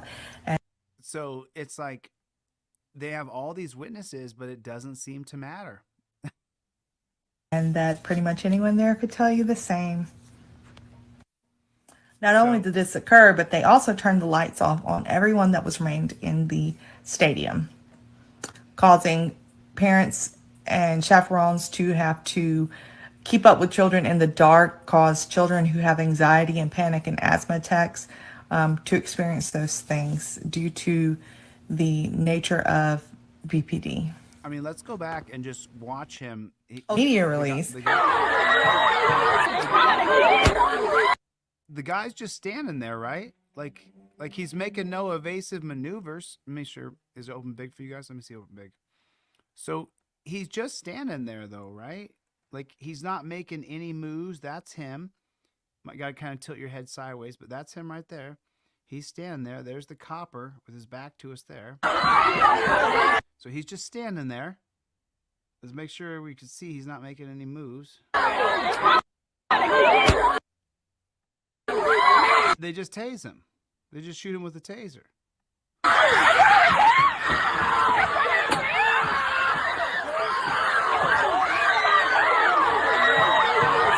Then they jump on top of him.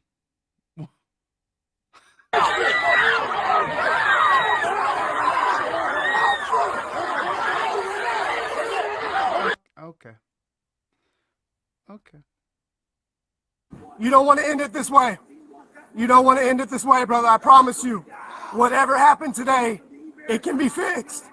Don't pull the trigger. Put it down. Adeem, put it down, buddy. Don't do it, man. Put it down. All the way up in the air. Keep walking toward me.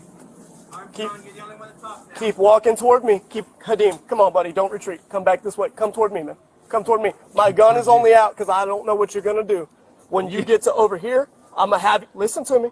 I'm going to have you lay down on the ground, and my gun is going in my holster. I promise you. If you will walk toward me, keep your hands up, Hadim. Keep your hands up. Don't go back toward that thing, man. Walk toward me with your hands up. I'm going to walk you through every process. Please don't pick that back up. Please don't. Hey, one person talking. Please don't pick that back up. I got you. I got you, dog. I'm telling you, I got you. Listen to how this will go. If you'll... One person talking. It's the first time I've ever heard a cop say that. They all get up there and start screaming and yelling and just adding chaos. Walk out to me with your hands up in the air. When you get to about right here, I'm going to have you lay down on the ground. My gun is going in the holster. Bet that. It's going in the holster. Don't pick it up, Hadim. Don't do it, buddy. You made such a good choice putting it down, bro. Just leave it. The other dude can't shut up. He only needs one person. On the ground, Hadim. Walk all the way out. All the way. Keep coming. Keep coming to me. Keep coming to me. Keep coming. I'm going to tell you when to stop. Keep coming to me, bud. Keep coming. Keep coming. Come on. You're good, bro. You're good. You're good. Keep walking toward me. Hadim, don't do it, bud. Keep on. Keep on. Keep on. Shut up. Keep on. Keep coming toward me. Keep coming toward me. The pavement's going to be hot. What I'm going to have you do is I'm going to have you lay down in the grass. Lay down in the grass. Lay down in the grass. Lay down in the grass. Lay down in the grass. Watch. Lay all the way down. My gun is going in its holster. Somebody got cover. Everybody else can have their gun. No, don't jump. All right. Hey, I was all the way down. Have we exfilled from that house? How old are you, bro? 14. Who did you shoot? Cancel aviation. Aviation on channel 1066. Who'd you shoot? As before, we got make that 66. Look at me in my eyeballs. I don't have a clue what just happened in there. We're gonna find out, right? You made whatever choices you made. That's the best choice you made all day long.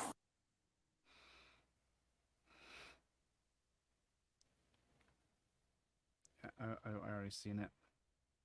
Oh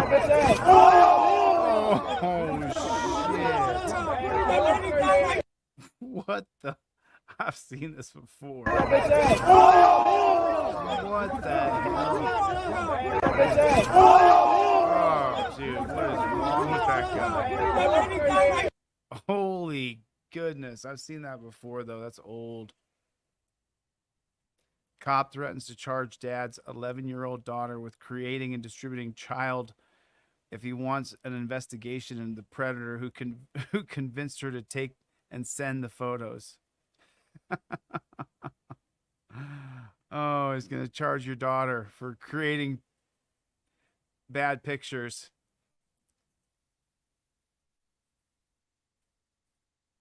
Wow. I saw that one already. We saw that one. Danish journalist couldn't breathe and got pepper sprayed by police officers while 3 caps sat on him. Bro, it sounds like America.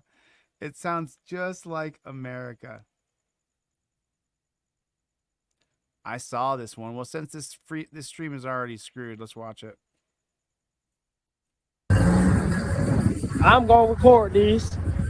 So, as he has the guy in torture cuffs, he's going to trip him and slam him on his face. There you go. Better not hurt that man. He better not hurt that man. The cameraman is 14 karat gold. He better not hurt that man. He better not hurt him. He better not hurt him.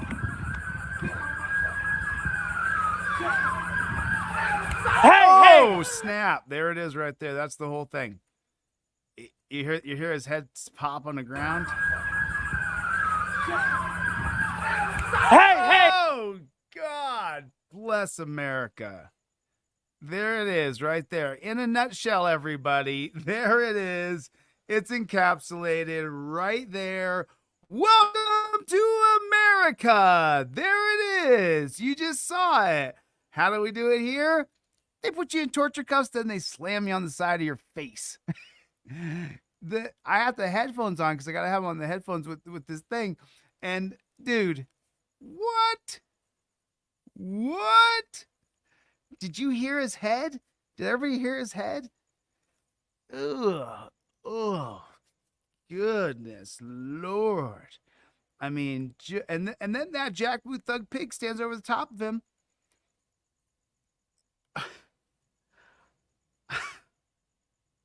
Sorry, I'm going to do it. I'm going to do it. Okay, listen. Okay. When you catch a salmon in Alaska, because I was raised fishing and hunting, and okay, you pull a salmon out of the river.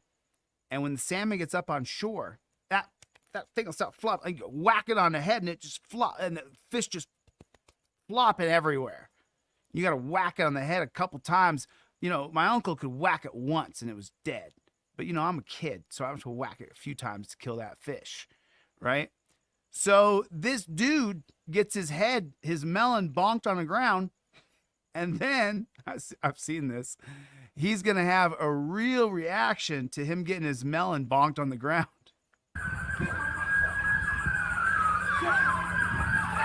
Hey, you can't do that. You can't do that. You can't do that. You can't do that. You can't do that. You can't do that. You can't do that. You can't do that. You can't do that. You can't do that. You can't do that. You can't do that. You can't do that. You can't do that. You slammed that man. You slammed that man. I got it on video. You slammed that man. You slammed that man. He slammed the man. He slammed the man. He slammed the man. Cameraman's extra. He slammed the man. You slammed him. You slammed that man. You shouldn't have slammed that man.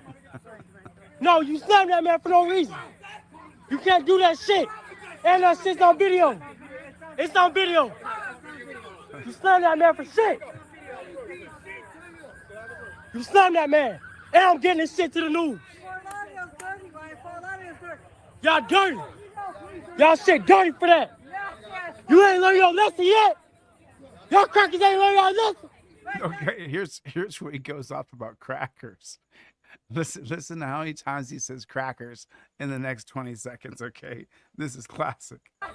You ain't learned your lesson yet. Y'all crackers ain't learned your lesson. I hate you crackers. I hate you motherfuckers. They're dirty, Ryan. They're dirty. Don't dirty yourself. Move, man. I hate you crackers. I hate all y'all bitches. They're dirty. Y'all, you dirty as fuck. Pussy ass cracker, you dirty. Crackers. Bitch, sign me.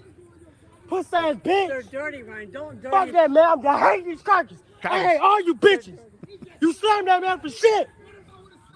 You slammed that man for shit. That's because I can't do shit. Man, get off me, man. You dirty.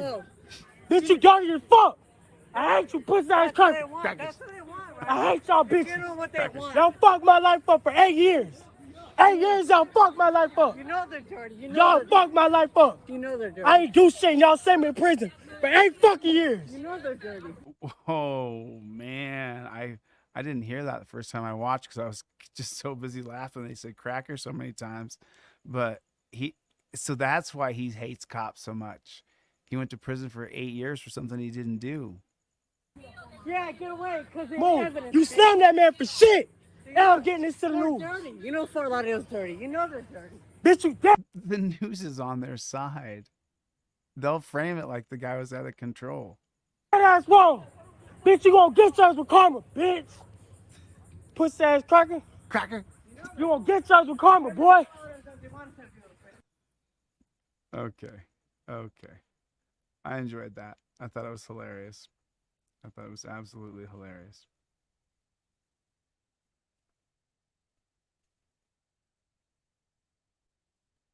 Oh man, compilation pigs killing, beating hundreds, child warning. Yes, they kill babies too. Oh, I'm gonna skip it. I'm gonna skip it.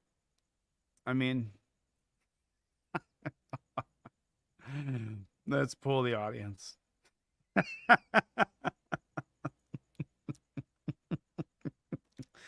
Put a 1 in the chat if you want to see it. Put a 2 in the chat if you want me to skip over this video. If you want me to skip over this video, I'll skip over this video. This is one of the few times I'll ask you guys what you want me to do. Most of the time, I'm pretty set on what I'm going to do. Compilation, pigs killing, beating hundreds. Child warning, yes, they kill babies too. Okay, I'll try to count them. How many people say 1? How many say 2?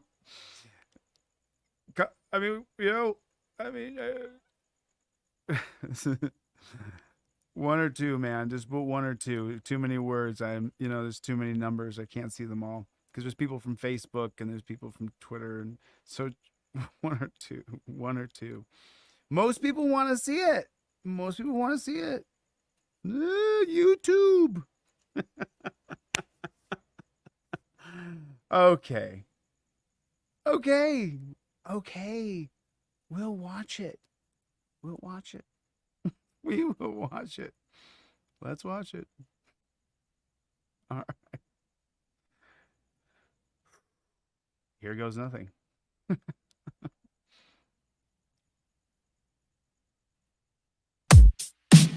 Oh shit, I can't. They'll totally de-stream the whole platform. They'll mess me up. It's copywritten music. I can't play it. That's I'll get screwed. It's not worth the fight. Trust me, I know what fair usage is. If I play Rob Hustle right now and I play his song, I'll get a copyright. I'm not gonna do it. Love you, man. I wish I could watch your video, dude. I love the video too. That's by Rob Hustle. This is what happens when you call the cops. It's a really, really great cut. I watched your videos already, Brian. Emmett Martin, seen here with his attorney, is released. Oh, I saw this one already. On a $50,000 unsecured bond. He'll be assigned a pretrial service officer, must surrender any passport, and isn't allowed to have firearms or weapons. A federal judge restricted travel to just West Tennessee, but we learned Martin is working as a truck driver, and he'll have to get permission to leave the district. Here's Martin's attorney after the hearing. Well, this is a very serious set of charges. There's no doubt about that. He's taking this very seriously. It's a big. It's concerning, of course, to him and to me and to everyone involved in it. Peculiar man. So we're ready to get started with it. Martin and the 4 other former officers are due back in federal court next Thursday. All 5 have the same bond arrangement. If any of the 5 violate any of their terms, their bond could be revoked and they could be placed in custody. Okay, it's gonna show more. And they're out on bond tonight, but with conditions dictating where they can go, what they can do, and even who they can talk to. To Darius Bean and attorney John Perry Jr. had no comment after the ex-Memphis police officer made his first appearance in federal court. Bean was joined by fellow ex-officers Desmond Mills, Demetrius Haley, and Justin Smith, all facing several new federal charges in the death of Tyree Nichols. We were expecting this. We knew it was coming. We didn't know exactly when. They should all go down for murder. All 4 pled not guilty and were released on a $50,000 unsecured bond with conditions. Those include avoiding contact with each other, turning in their passports, not traveling outside the Western District of Tennessee, with exceptions made for the 2 living in Mississippi, and they aren't allowed to have a gun or even ammunition. All very standard, reasonable. My client, Mr. Mills, none of these guys are going anywhere. They've shown up for state court. There's no reason to do anything other than release them at this point. It's ridiculous. Would you get out if there was a video of you beating somebody to death? Breaking any of these rules will result in a $50,000 fine. Desmond Mills' attorney Blake Ballin says it will be a balancing act as they navigate both state and federal court cases. We all are fighting on 2 fronts now, so I don't know. And we also won't know anything about the federal schedule for a while, although they told us to come back September 21st. Both attorneys I spoke with say their clients continue to take these charges very seriously. They murdered a guy on camera. It's on film of them beating him to death while he's in torture cuffs. Especially scary and uncomfortable for somebody who dedicated his life to being a law enforcement officer. Oh, dude, scary and uncomfortable for him. What about Tyree's family and Tyree, who's dead? Spare me. Spare me his. Don't give me the sympathy for his point of view. I don't have any. And now finds himself on the other side of things. Oh, we should, he was the good. Now he's on the bad side. He's gone through some stuff. I hope he rots. So I had a good suggestion there. I saw it. I could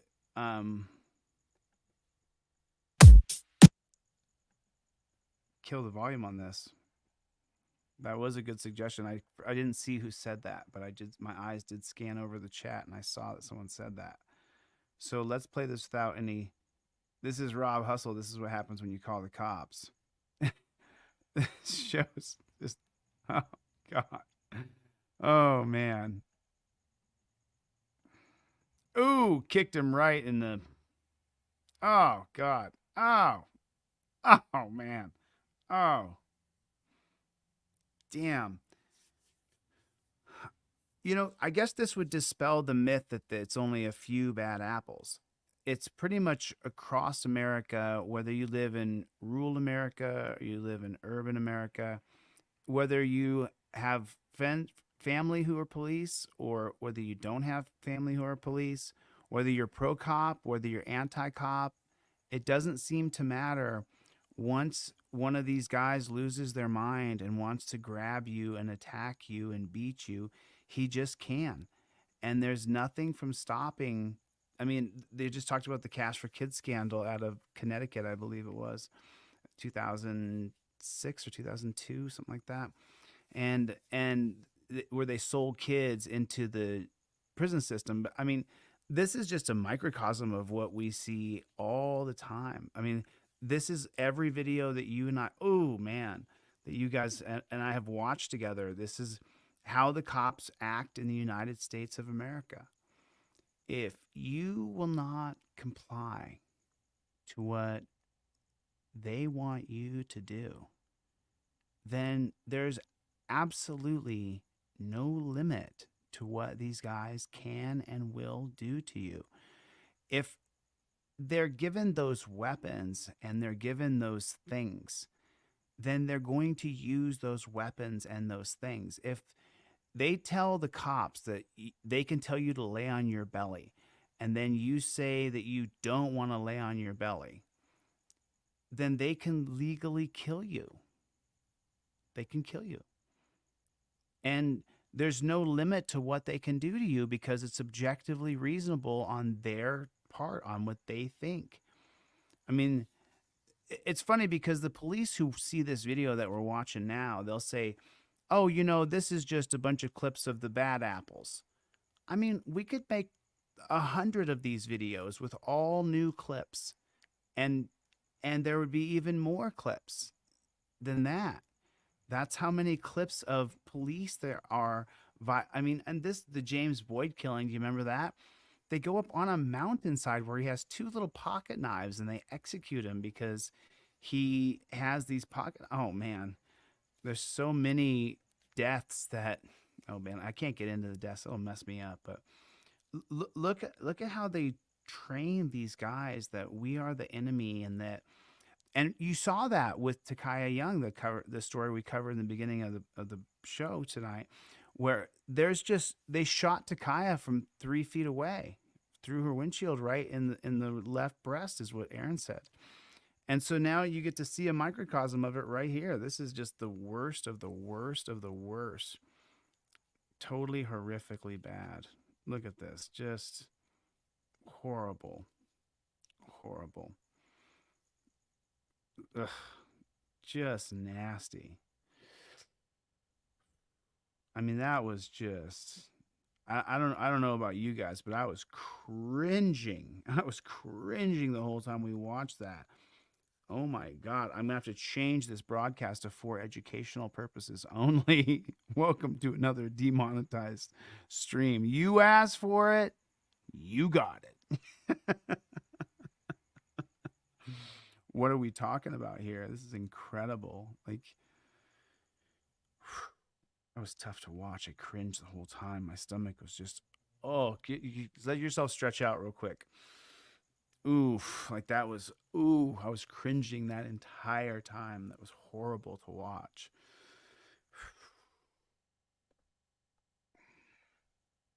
Just check my blood pressure. Make sure I'm okay. I don't want to boil over on you. I could. I might.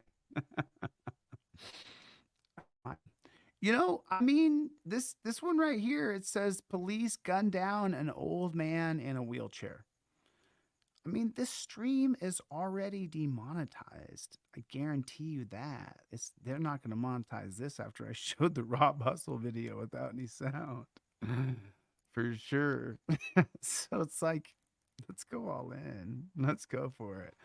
Let's show the cops killing people. I don't know. You guys want to see it? I've lost all value. Lost all value.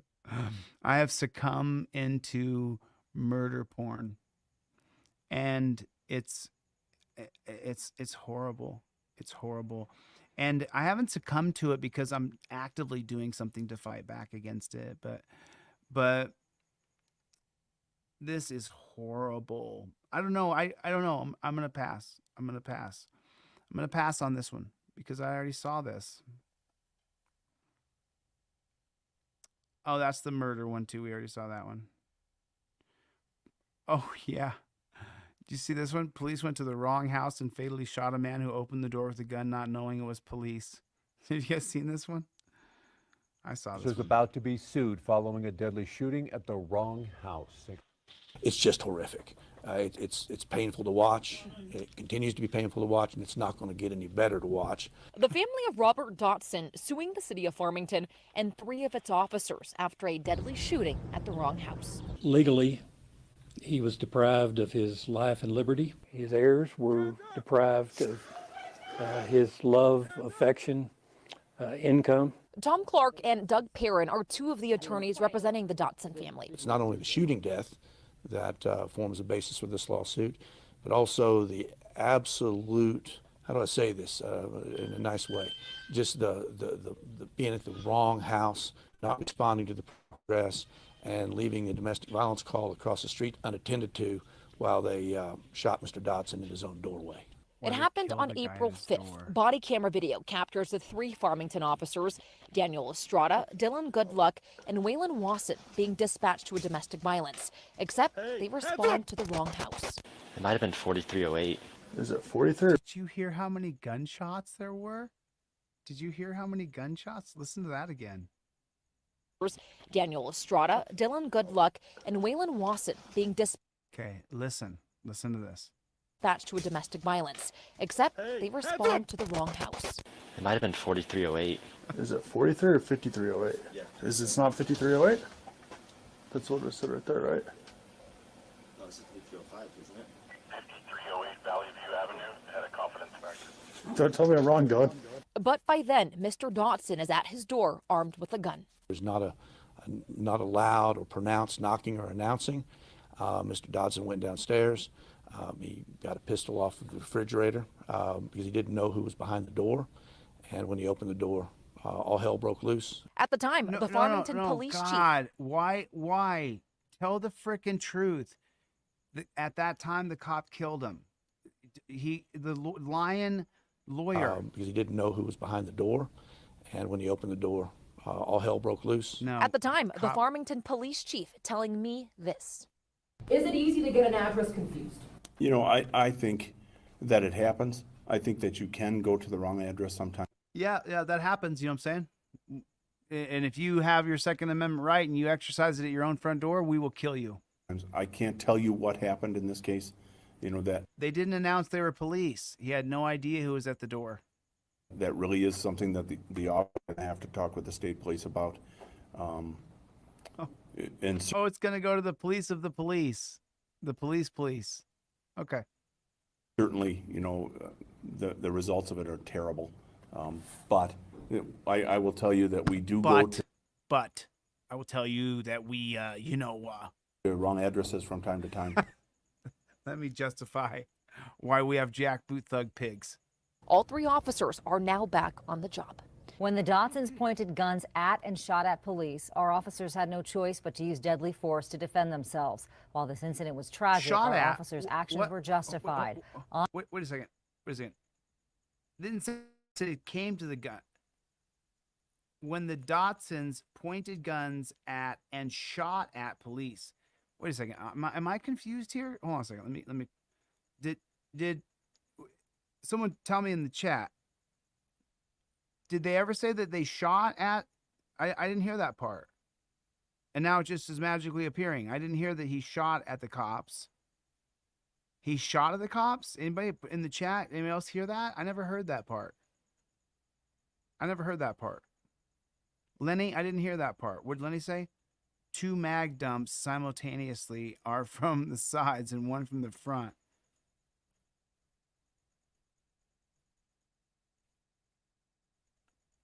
Who shot first? He came out with his gun, cop shot. If someone shoots at you, you shoot at them. Had no choice but to use deadly force. No, I think that he shot back. When he heard gunshots, he shot back. To defend themselves. While this incident was tragic, our officers' actions were justified. On that night and always, we strive to do what is right, and we will always remain committed to the safety and well-being of our community. Hold on a second. What is that like? Is that okay? Now this shows the whole thing right here.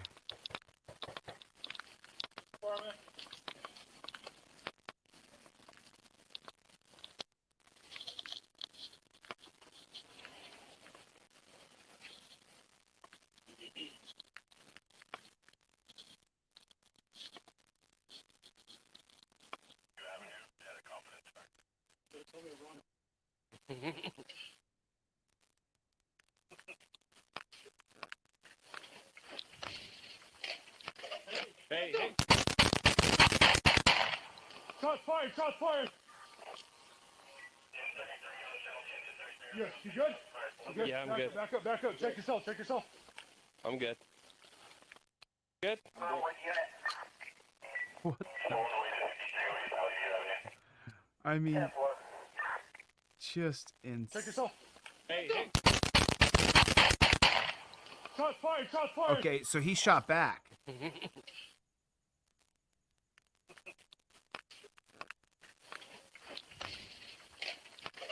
Hey, hey.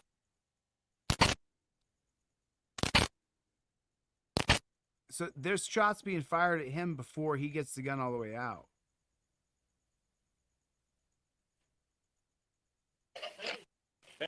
Hey. There's gunfire right there. You hear that? There's a second shot there. Now he brings his gun up. Shots fired, shots fired. I'll break that down in my real software. Yeah, back up, back up. Check yourself, check yourself. I'm good. Good? He dies. That guy died.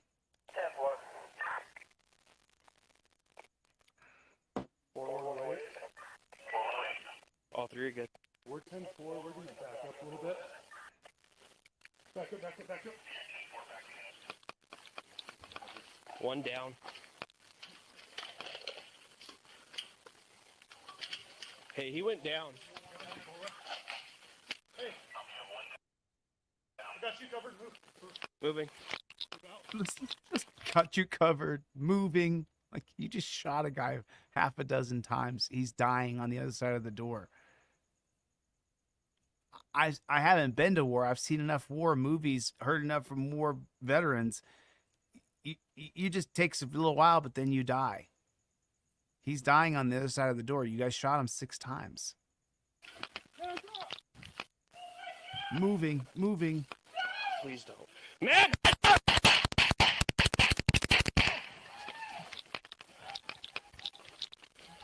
Wait, shots fired again. He's dying. 4115, we need units now. We're scared. The guy with the gun, we need more people. We can't do this. We need help. Hey, somebody get the back. I'm with you. We're gonna pack load. I'm up.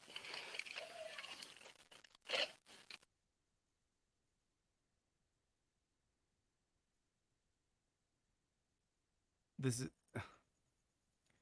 just such dog poo. These 3 officers were the ones who pulled the triggers. Just such dog poo. It was murder, I'll say. It's murder. All right. All righty. I better get the flock out of here. It's late. So, I got questions. I don't accept this. I don't accept this jackboot thug pig society. You know, you saw with you got to invoke your Fifth Amendment right to remain silent. When that black guy got punched in the face and choked, the video I showed earlier, he didn't have everything all prepared. He didn't have it in the laminated. He wasn't prepared. And I'm not talking about laminate your driver's license, dopey. I'm talking about make a photocopy of it and then laminate the front and back so they can scan it. That way, if you don't have your license on you, you still have this up in your trifold in your car. Bunch of dopes in the comment section.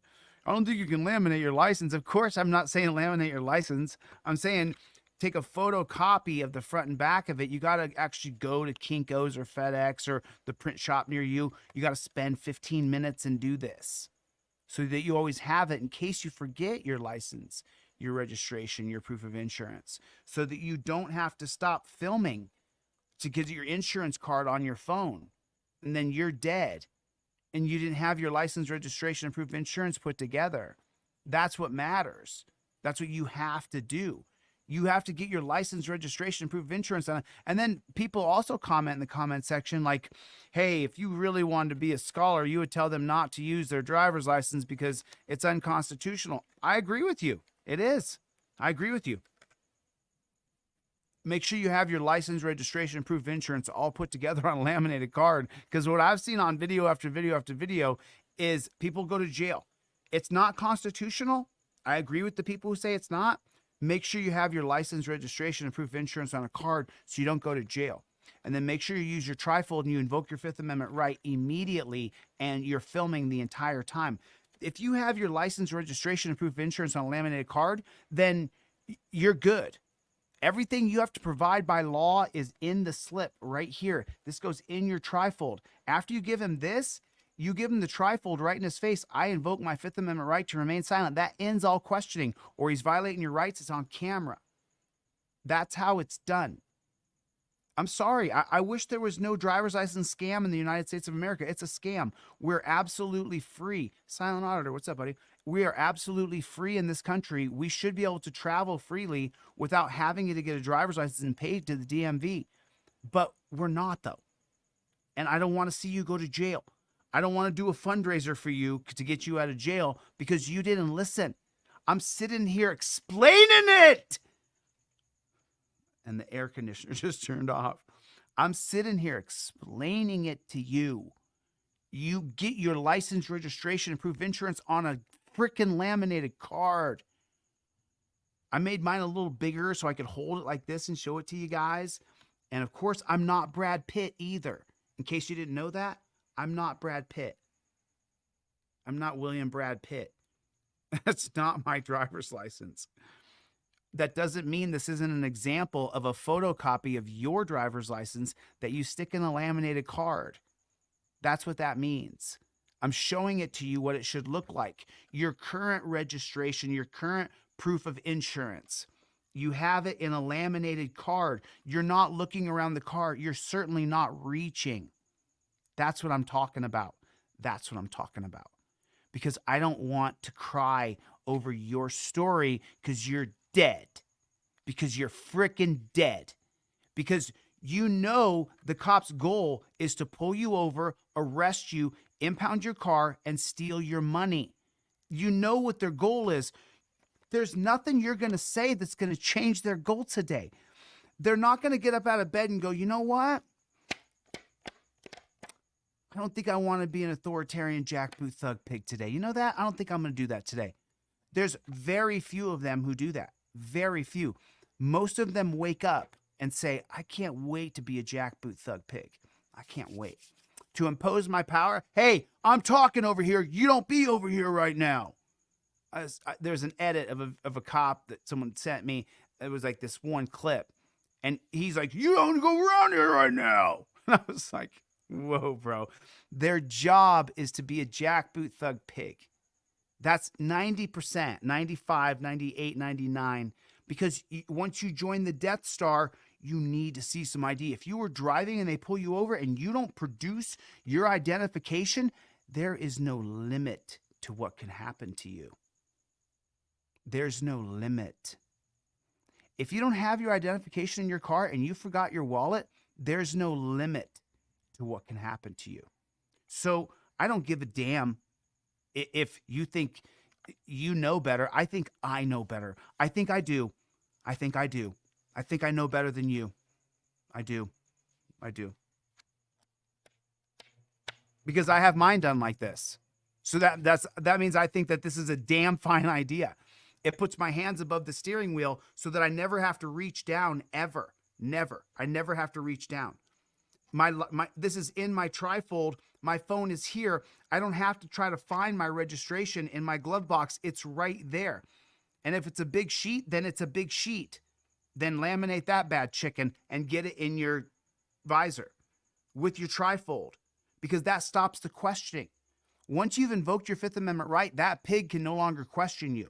And that's the only thing you should say to the camera. After you've given him your license, registration, proof of insurance, you give him the Fifth Amendment right in his face with the trifold. And then if he continues to question you, you say to the camera, he's going outside of his qualified immunity. I sat here and explained to him, I plead the Fifth Amendment. He's violating, he's violating his oath to the Constitution right now, and I can sue him for this. That's the only thing you say to the camera. You're not talking to him. I don't have to answer any questions. I have a Fifth Amendment right. I just told this jackboot thug pig. I showed him the trifold. I told him I invoke my Fifth Amendment right. You invoke your Fifth Amendment right. That's how you do it. People say, oh, that's not how I do it. That's how you do it. That's how you do it. That's your method. That's the constitutional method. So you don't have to deal with the jackboot thug pig. You invoke your Fifth Amendment right away. That's it, from right there. You got the trifold in your hand. You're showing him the words on a piece of paper. I invoke my Fifth Amendment right to remain silent. That's it. If you want to chatty Cathy, you chatty Cathy to the judge. Your Honor, this cop is violating his oath to the Constitution right now. This video is for you, Your Honor, for him violating my rights and questioning me after clearly I've invoked my constitutional rights to remain silent. I will not be answering any of his questions. I'm talking right to the camera for the judge. He no longer has qualified immunity. It's out the window. Just like that. All you had to do was put it on camera. You guys saw me go through that DUI checkpoint. When I said I plead the Fifth Amendment, he said, all right, have a good night. Goodbye. He can no longer question me without violating his oath to office. You can sue over that. I'm trying to explain it. Don't end up like one of these people on one of these videos.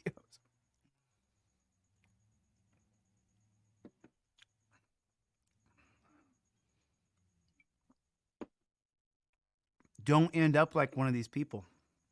Do not end up on one of my videos where I'm sitting here talking with people having, I mean, we laugh. There's laughter.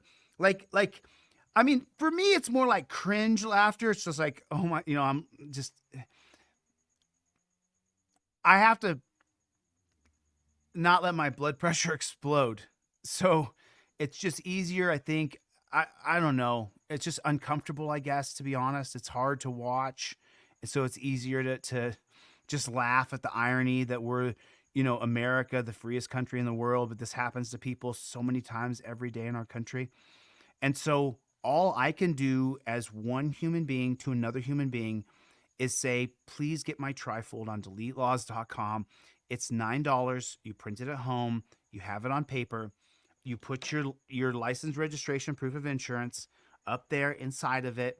You want your real license, put it up there too, or have it ready to go when you're getting pulled over, because he's pulling you over when you see him. And if you're not ready for it, you get your license, you put it with it.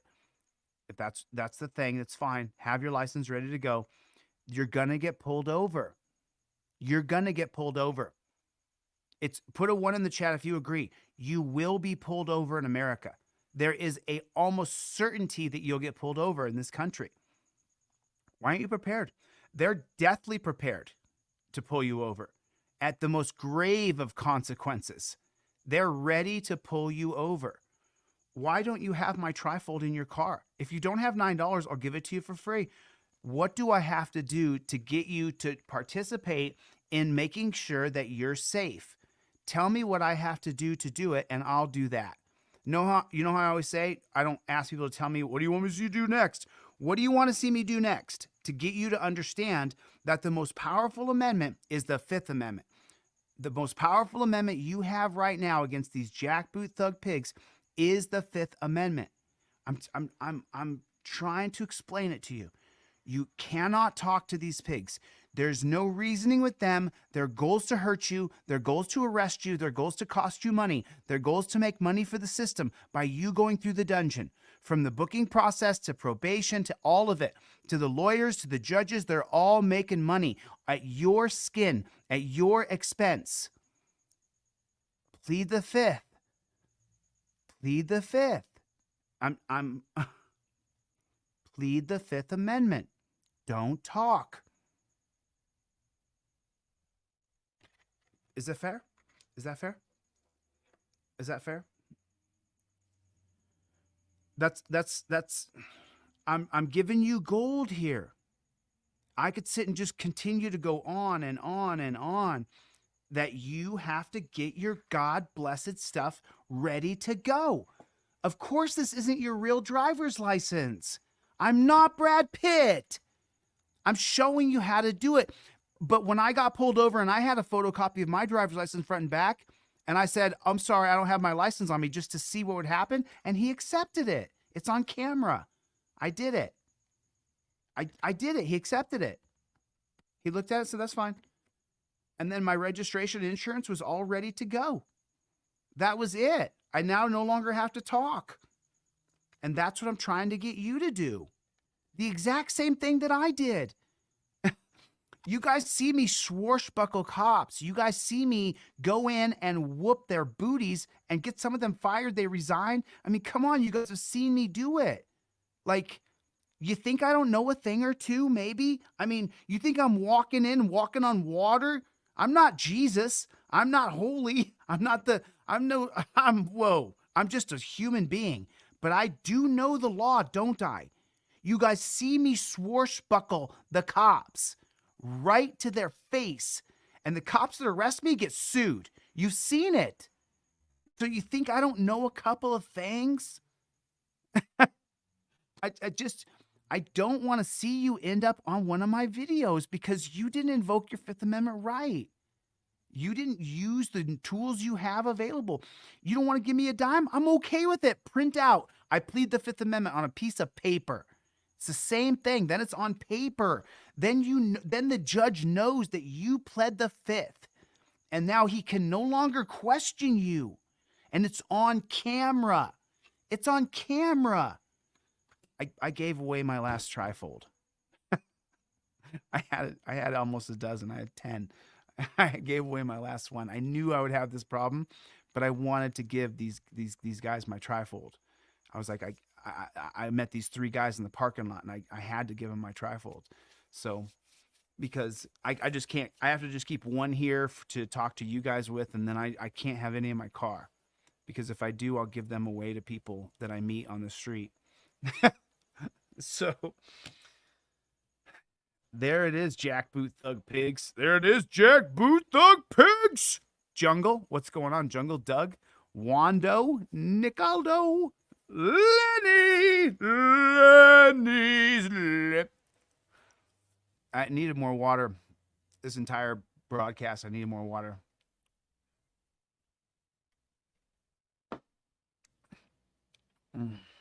I forgive me. Zach, how's the sound? Does the sound okay? You guys can hear me okay? Listen, do me a favor. Tell a friend about my trifold and have them get the trifold, or just, yo, I'll give it to you. Like, what the fuck? Please, can you frickin' use the materials I created for you? Please, even if it's no benefit to me, can you please use the materials? Please stop talking to pigs. I couldn't be more serious. Do not talk to pigs. All right, I can sit here and I can feel my OCD is like kicked in full effect. Like I'm like repeating myself over and over and over and over and over and over. I'm so focused on.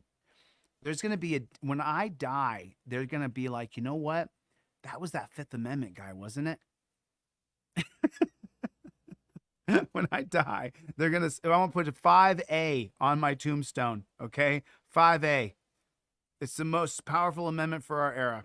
All right, I'm gonna get the flock out of here. Go to deletelaws.com with a Z and get my trifold. Nicado, he said I don't know where to get it. Go to deletelaws.com, just like the icon behind me.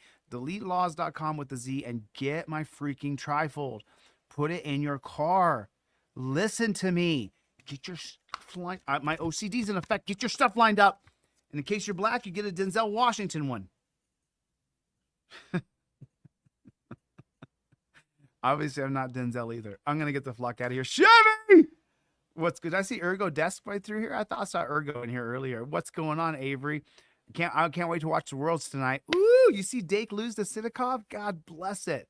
Damn it. Dake could have Olympics next year. Let's see what happens. All right, I'm going to get the flock out of here. Thanks for coming to my TED Talk. Love you guys. Later, Gators.